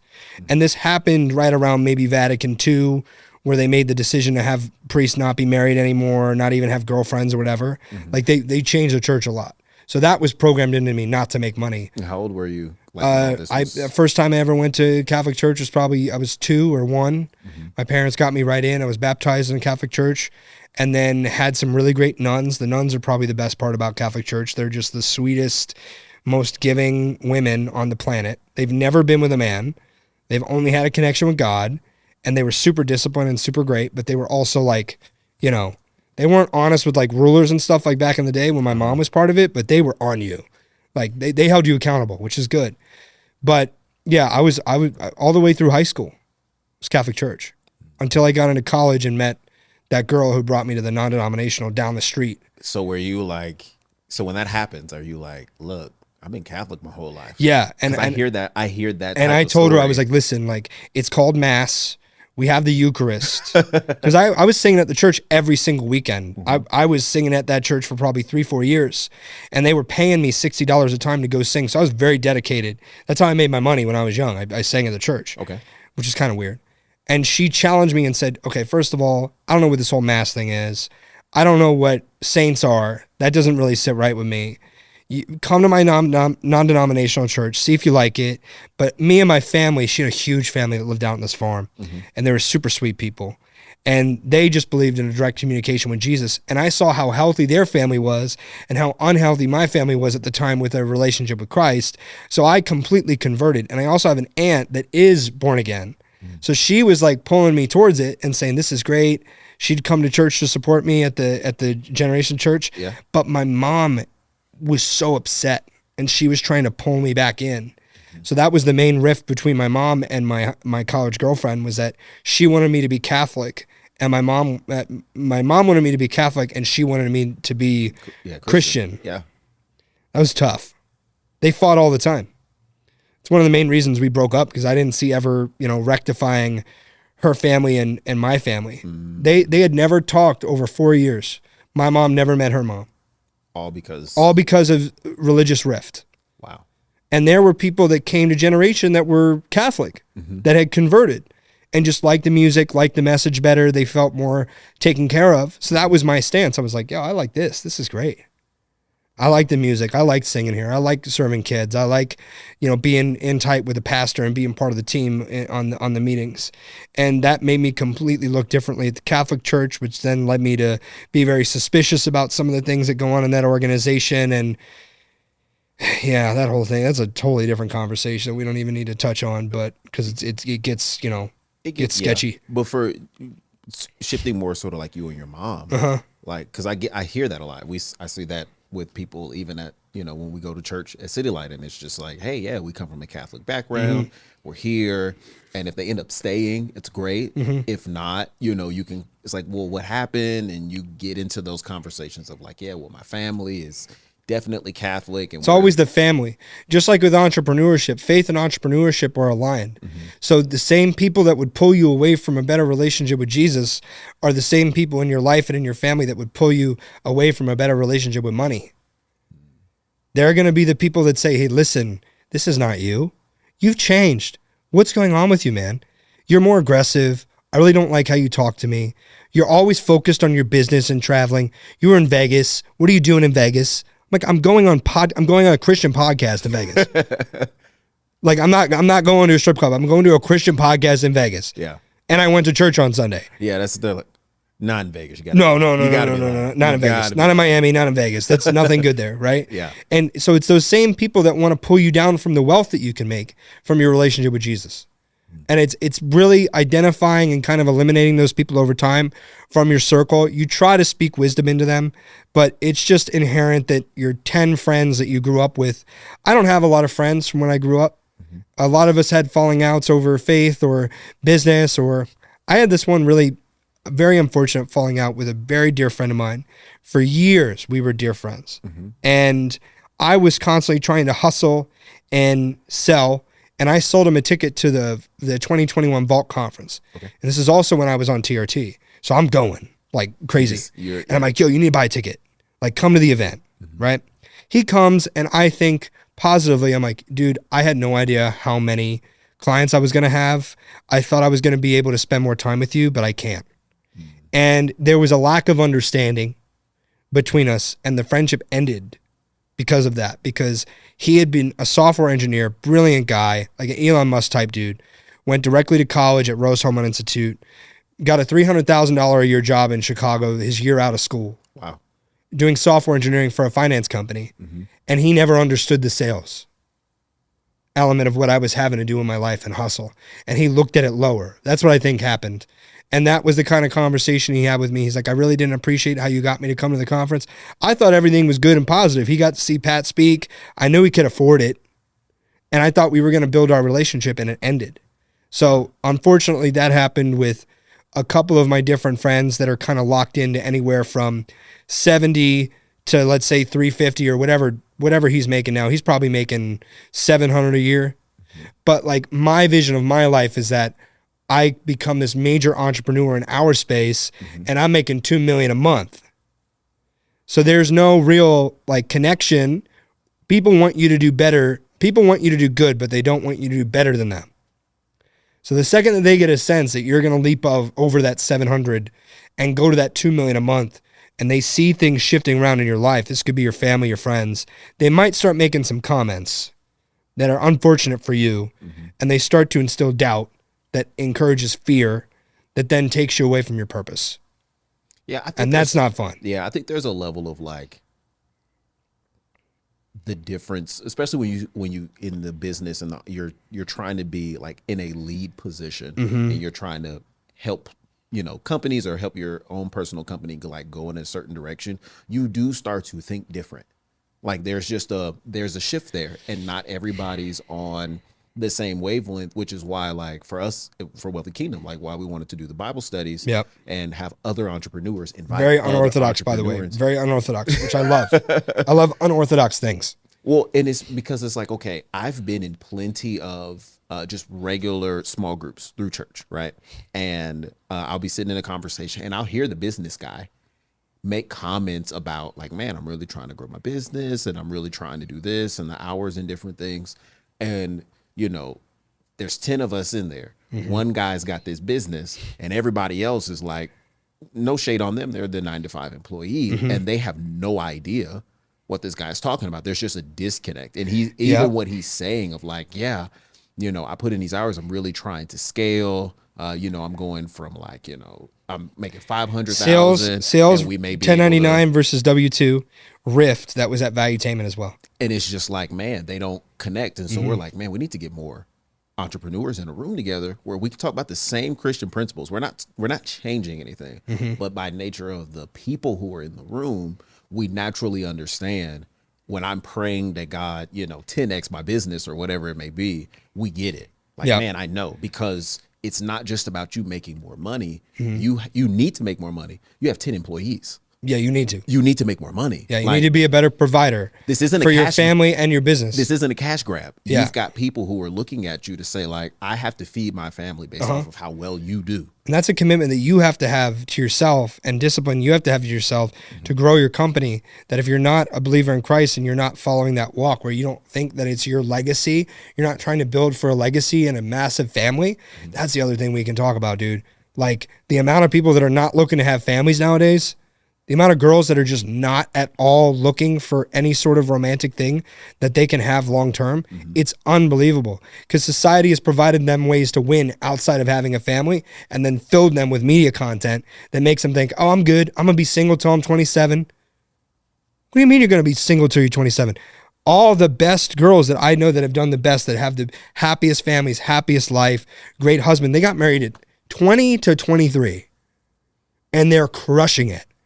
So not saying, criticizing or ridiculing anybody that hasn't been there, right, but it's a force that I'm putting on myself to be like, damn, I'm 30.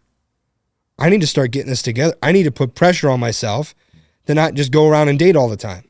And this system of like other places in South America and Asia, they have this built into the culture where the family is very much like, you need to start to look for a husband, build a family, it's legacy. This is how you make money in your business.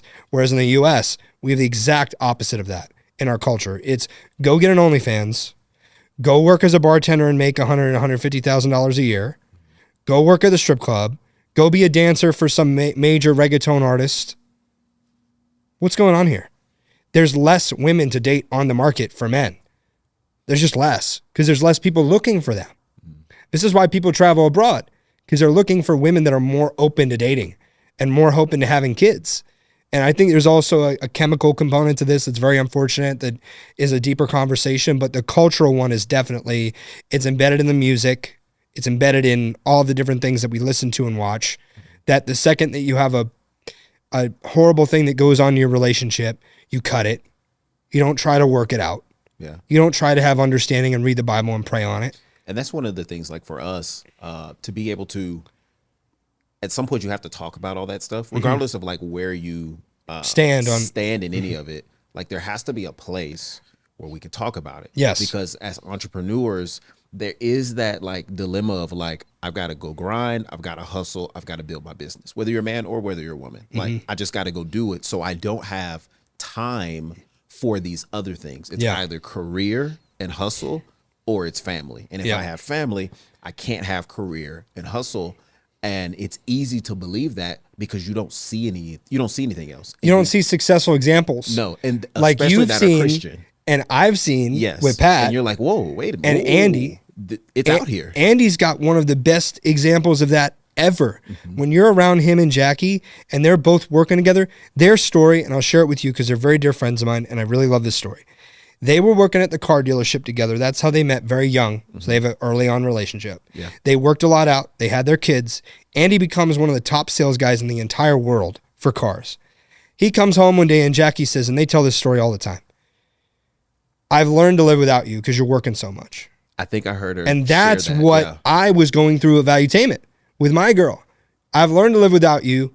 I'm looking at other men because you're working too much. And I was put in a situation or a place where I was listening to some Tate at the time, who's completely different. Like that's a lot of psyop stuff too. That's like whatever Andrew Tate's telling you, you got to take it with a grain of salt. I think some of the stuff he says is good. Some of it's not. Like trying to have multiple relationships at the same time. Good luck, buddy. Good luck. Unless you're a 100 millionaire and like, you know, you live in Dubai and you know, you have all these different girls around you. It's not the right path for the majority of men. Right. If anybody, because in the Bible, you're supposed to have one girl. You're supposed to be monogamous. And anytime that it's funny. I heard. That's your monogamy. Yeah, I heard a guy say this.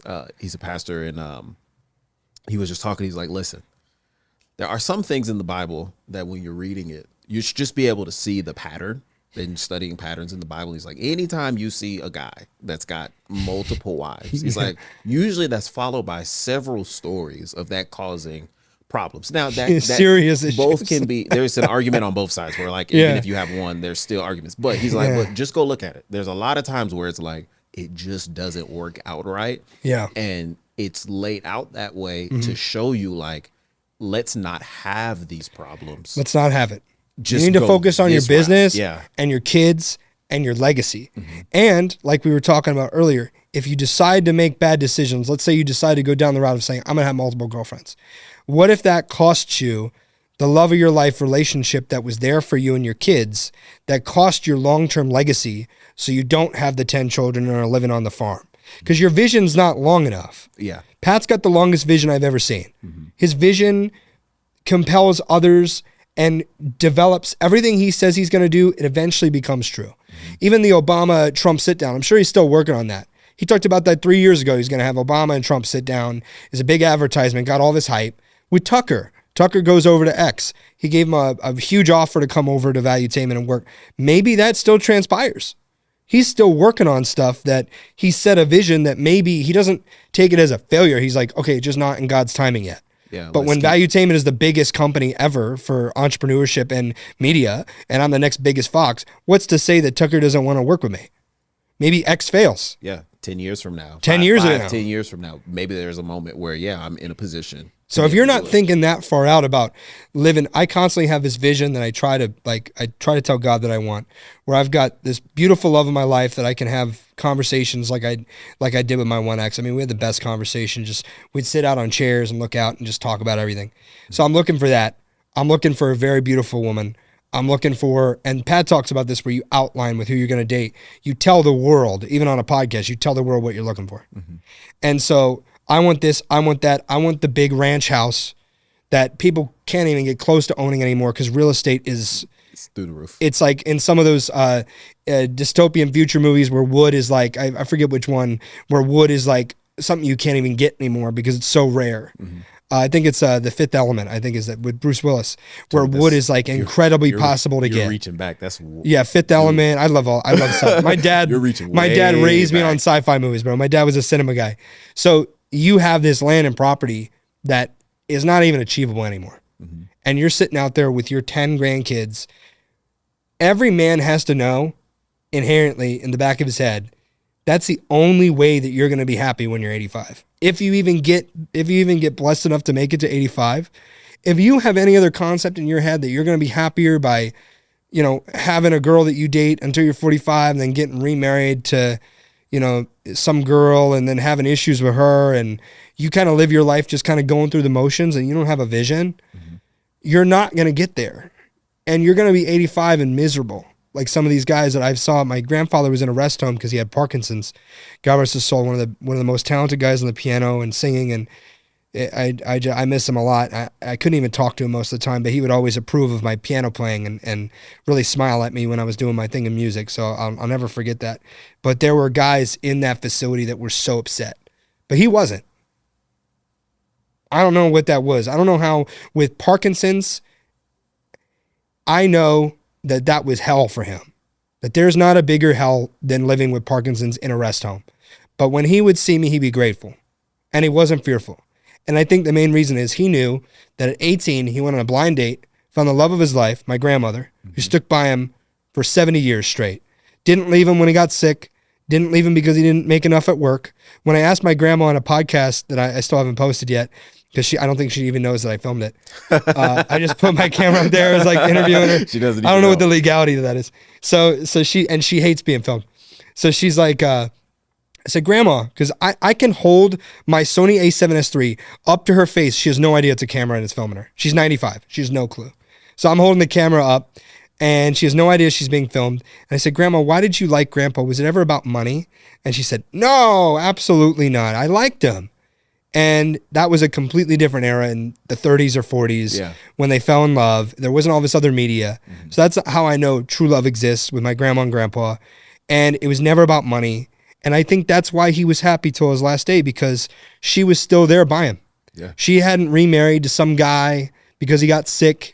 You know, you could be that guy that develops Parkinson's and your wife leaves you and is with Harry, the other guy that you went to high school with or whatever, and you live in a misery and you don't get to see your grandkids. So you got to do everything in your capability in extreme ownership for that not to happen to you every single day. Yeah. I've been married for 10 years. Wow, that's incredible, man. It's definitely, thank you. I admire that so much, man. Been married for 0 years. It's coming. It's coming. Keep going. Keep going. We got that. Been engaged for zero minutes. Yeah, looking. I'm working on myself. It's all good. It's all good. And I think about just like you have those hard days, you have those hard moments in any marriage. You know, whether it's the little stuff or whether it's the big stuff, and you're just like, one of the things that always like just keeps me grounded, other than just good guys and other married couples around me that hold me accountable, is that support you in it. Yeah, I'm like, man, like I don't want to do this all over again. I don't want to start this all over. Like, she's already here. She already loves me. She's already been by you, bro. To the vision. I've had girls that have been by me that I've let go because of my own stupidity or things I didn't manage the day-to-day. So it got out of control and it spun out of control. And that sense of now twice losing that and going over the things in my head that happened the first time, the second time it happened, oh my gosh, that is hell. That is not a fun place to be in, like at all. And I don't want to be in that place. I think like one of my people like, oh, what's your worst nightmare? One of my worst nightmares. Every night, you know, just about every night, I'm able to tuck my son in. He's 6 now, so you don't have to tuck him in every night. Yeah, but he's like, Dad, are we gonna read? We still read every night, and so he's the thought of something happened between me and my wife, and us splitting up, and I have to leave my home, drive to another home, and I physically cannot walk through the door. To put my son in the bed or to give him a bath. Definitely not. I just don't have access. Like, that is a nightmare to me. Like, that just gives me anxiety to think, like, if we were to split, she would have her own space, and I physically could not walk. I'm like, and that's why we got to make this work. That's why the legality in this country is just the legalities of how men and women are treated differently in the legal system. When something happens that might be taken one way or another, and a guy does screw up, the way that the legal system hops in to make more orphans for whatever reason they want more orphans for is so horrible. And then it gives it just gives an unbelievable amount of reward for that to end on the female side. So if there is a teeter-totter moment, let's say, this is part of the reason why divorce rates have gone so up, is it's media and culture and then reward for leaving. So in 1960, 1970, I've heard Pat talk about this 100 times, but 1960, 1970, that same couple would have been encouraged to work things out and not have the woman leave, and then the man wouldn't have been accountable to pay X amount. Once the welfare systems really blew up, that's encouraging, or it could be that teeter-totter. And then when the culture of the church that stepped around the family and said, we need to make this work because we don't want to be in the position of taking care of your kid and have you guys fighting all the time and have domestic violence and all this nasty stuff happen. We want to make sure you guys stay together. That's been villainized by movies and society to where it's always the family like restricting the female from living her true life or her best life away from the man and completely getting rid of what the kid's going to go through. Maybe the kid even ends up in a foster care facility, and then that's his life. So there's a lot of these conversations that need to happen in politics and religion. And I think that's what's so great about this podcast is we're having these conversations that need to be had, which is the most important thing to talk about is religion and politics, and everybody stays away from it. And it's hard. It's a hard conversation to have. And I say it's a hard conversation because there's layers, right? And there's so many variables because anyone could listen to a sound clip or even just this and be like, well, but you didn't mention this. And it's like, no, we know. There's no one situation that's the same. But that doesn't mean you don't talk about it. That doesn't mean that that this doesn't require nuance. It's all nuance. Context. But it's one of those where it's like, as the church, though, we need to have the conversation. Yes. We should be the main people on the front line saying, hey, we need to have it. And not from a political perspective, because I feel like if you're truly being a Christian, you can't be a Democrat or a Republican. Yeah. I think there's some overlaps in some areas, and there's some clear defining things about both platforms where you're like I don't like war. I don't want to do this and I don't want to do that. But I think as a Christian, you should be so in line with what the word is saying that neither political party can put you into any type of box. Yes. To where they're like, we don't know how these people are going to vote. So if we do the wrong, they're not voting for us. If we do this, which is really interesting because during COVID,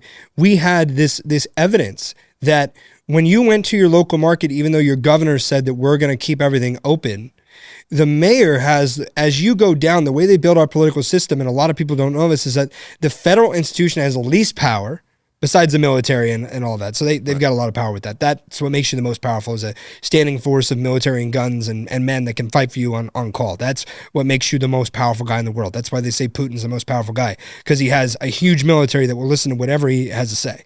But if you go actually in the political breakdown, you have the federal government has the least control and least power, and the mayor and the local authorities have the most.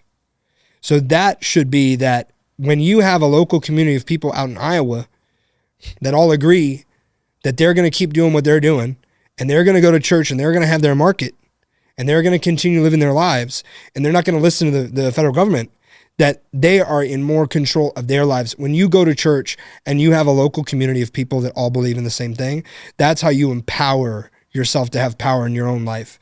So that takes you away from really being concerned about what is the federal government doing, what is Trump doing, what's Biden doing, what are all these different political players, because you know that at the end of the day, you could go to a local village somewhere and hide out and have a good family unit and live in a culture that is more what you want with a good church.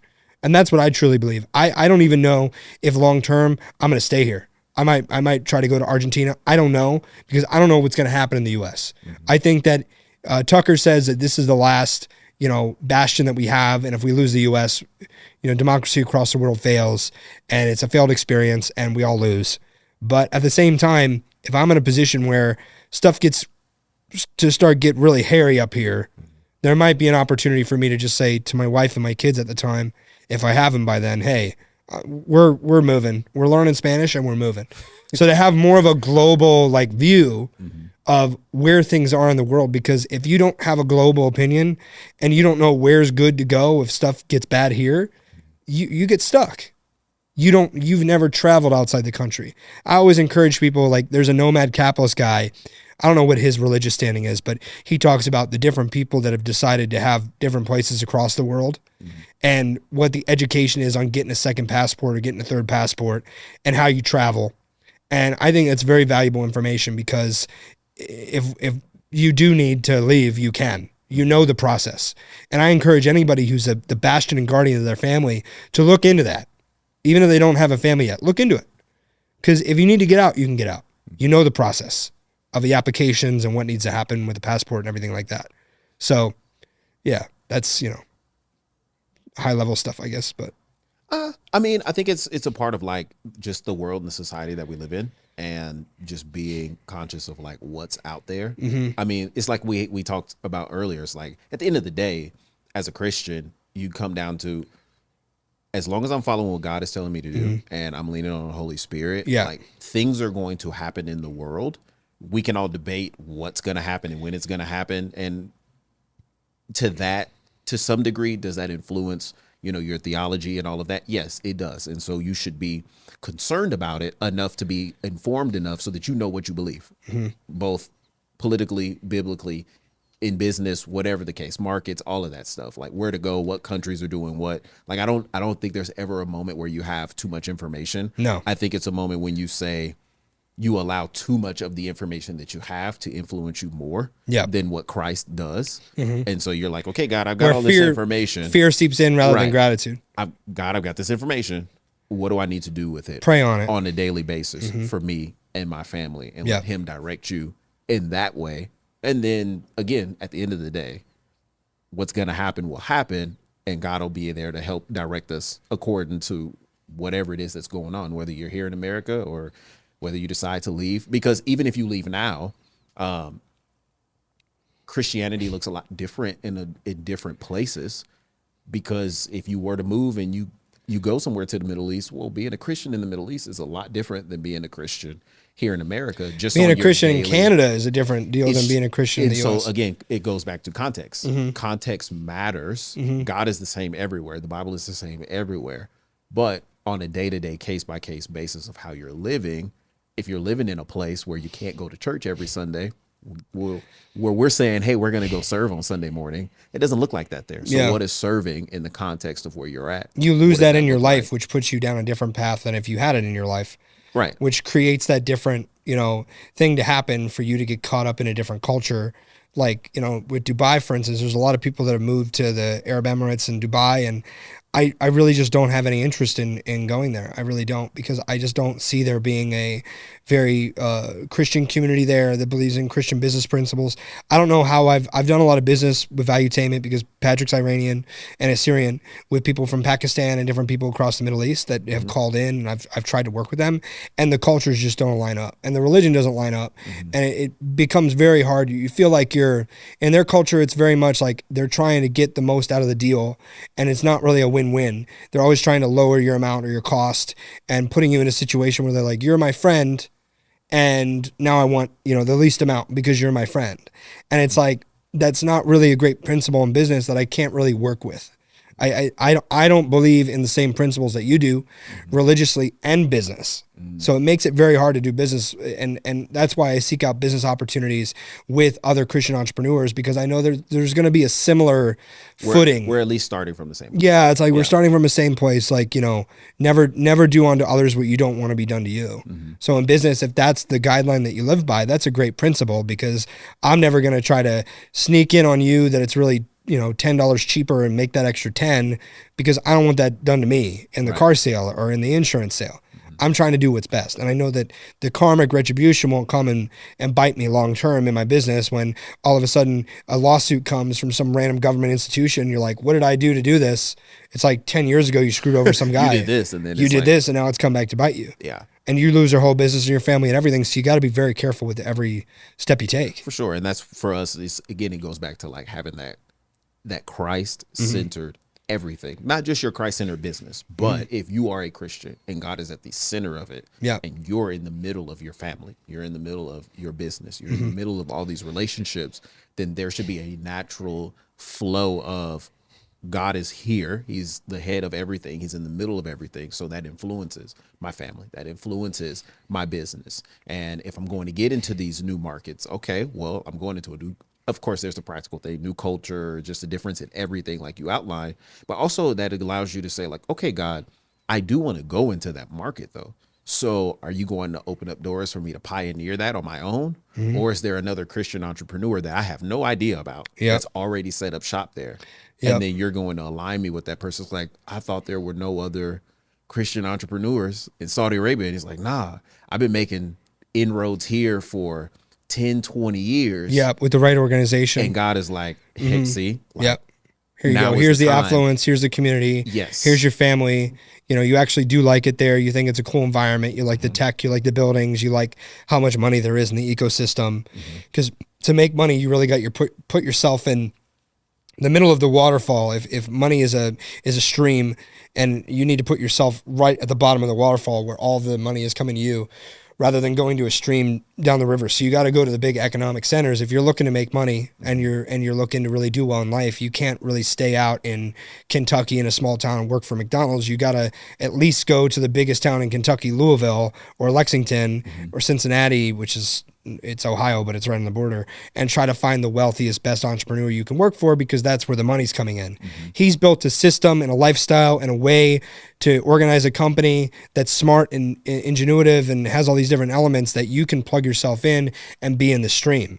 And then the biggest thing is just to show him, or her, that you're not trying to screw them over, that you're there for them. Yeah. And if you ever did leave, it's just the fact that like you needed to do your own thing. You don't like, sometimes there's that tough. natural progression of like, we just got to go, but we don't have to leave, but we don't have to part the wrong way. We can do that the right way. And I think that only happens when you have that God base of like, how are you principled? How are you going to live principled according to these biblical standards that God is like, it's not me. Like how I act, I ultimately will have to answer to God for what I'm doing. Whether this goes well between me and you or not, at the end of the day, God's not going to be like, well, he didn't do. He's going to be like, Chris. Never burn a bridge. Chris, where are you at? What did you do? Did you show God in this situation?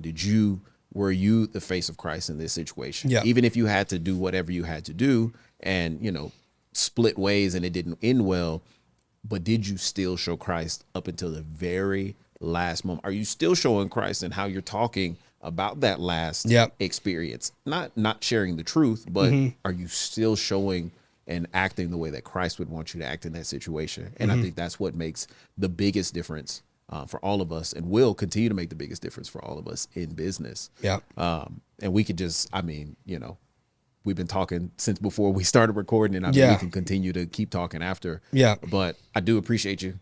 I appreciate you too, man. I really appreciate the opportunity being.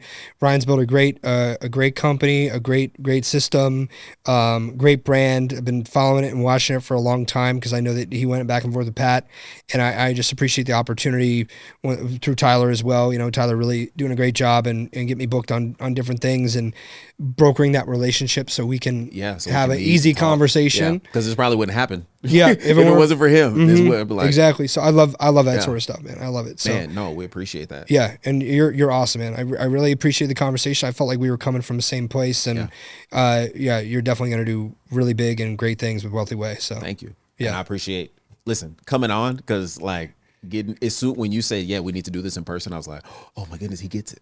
I'm gonna fly out. I'm not gonna do. I was he gets it. Yeah, you have to be live in studio. Like, what's the point? Yeah, I want to see this. Oh, he wants to come. Great. Yeah, and I appreciate you coming out for WealthCon too. I know you've been busy. No, it was great with everything. And so WealthCon was great, bro. I went from Digital Social Hour after event, and WealthCon the next day, and then this and that. But I like meeting people, and I like spreading Link Me and what's going on with the company, doing biz dev and getting people on the application. So at the end of the day, put the link in there or whatever, so you could look at my Link Me or whoever's Link Me. And there's a lot of stuff that we're empowering digital entrepreneurs to really make a lot more money through the QR and data share. So I really like sharing that with everybody, and I've been empowered by God to be in a position where I can do that, and I'm very happy with where I'm at today. So I'm happy I could do that with you. Appreciate it. Yep. For all of you that are watching, again, thank you for always tuning in for a Wealthy Kingdom podcast. We love that you guys are here. If you are looking for a community of people and you're like, look, you guys talked a lot about being around the right type of people, God opening up doors. We definitely love to have you here at Wealthy Kingdom so that we can talk about, like, what does it really truly look like to be an entrepreneur, a Christian business leader, where you can stand on the principles of God and still be true to the business that and the industry that you're in, and not be one of those where it's like you have to compromise, but you can truly stand firm on what God has said, and he'll open up doors. He'll do things for you. He'll make a way, the churchy thing. He'll make a way out of no way, but it's not just a thing. It truly is a lifestyle that will happen and can happen and is happening. And we want you to be a part of that. And so we appreciate you all. We'll catch you on the next Wealthy Kingdom podcast.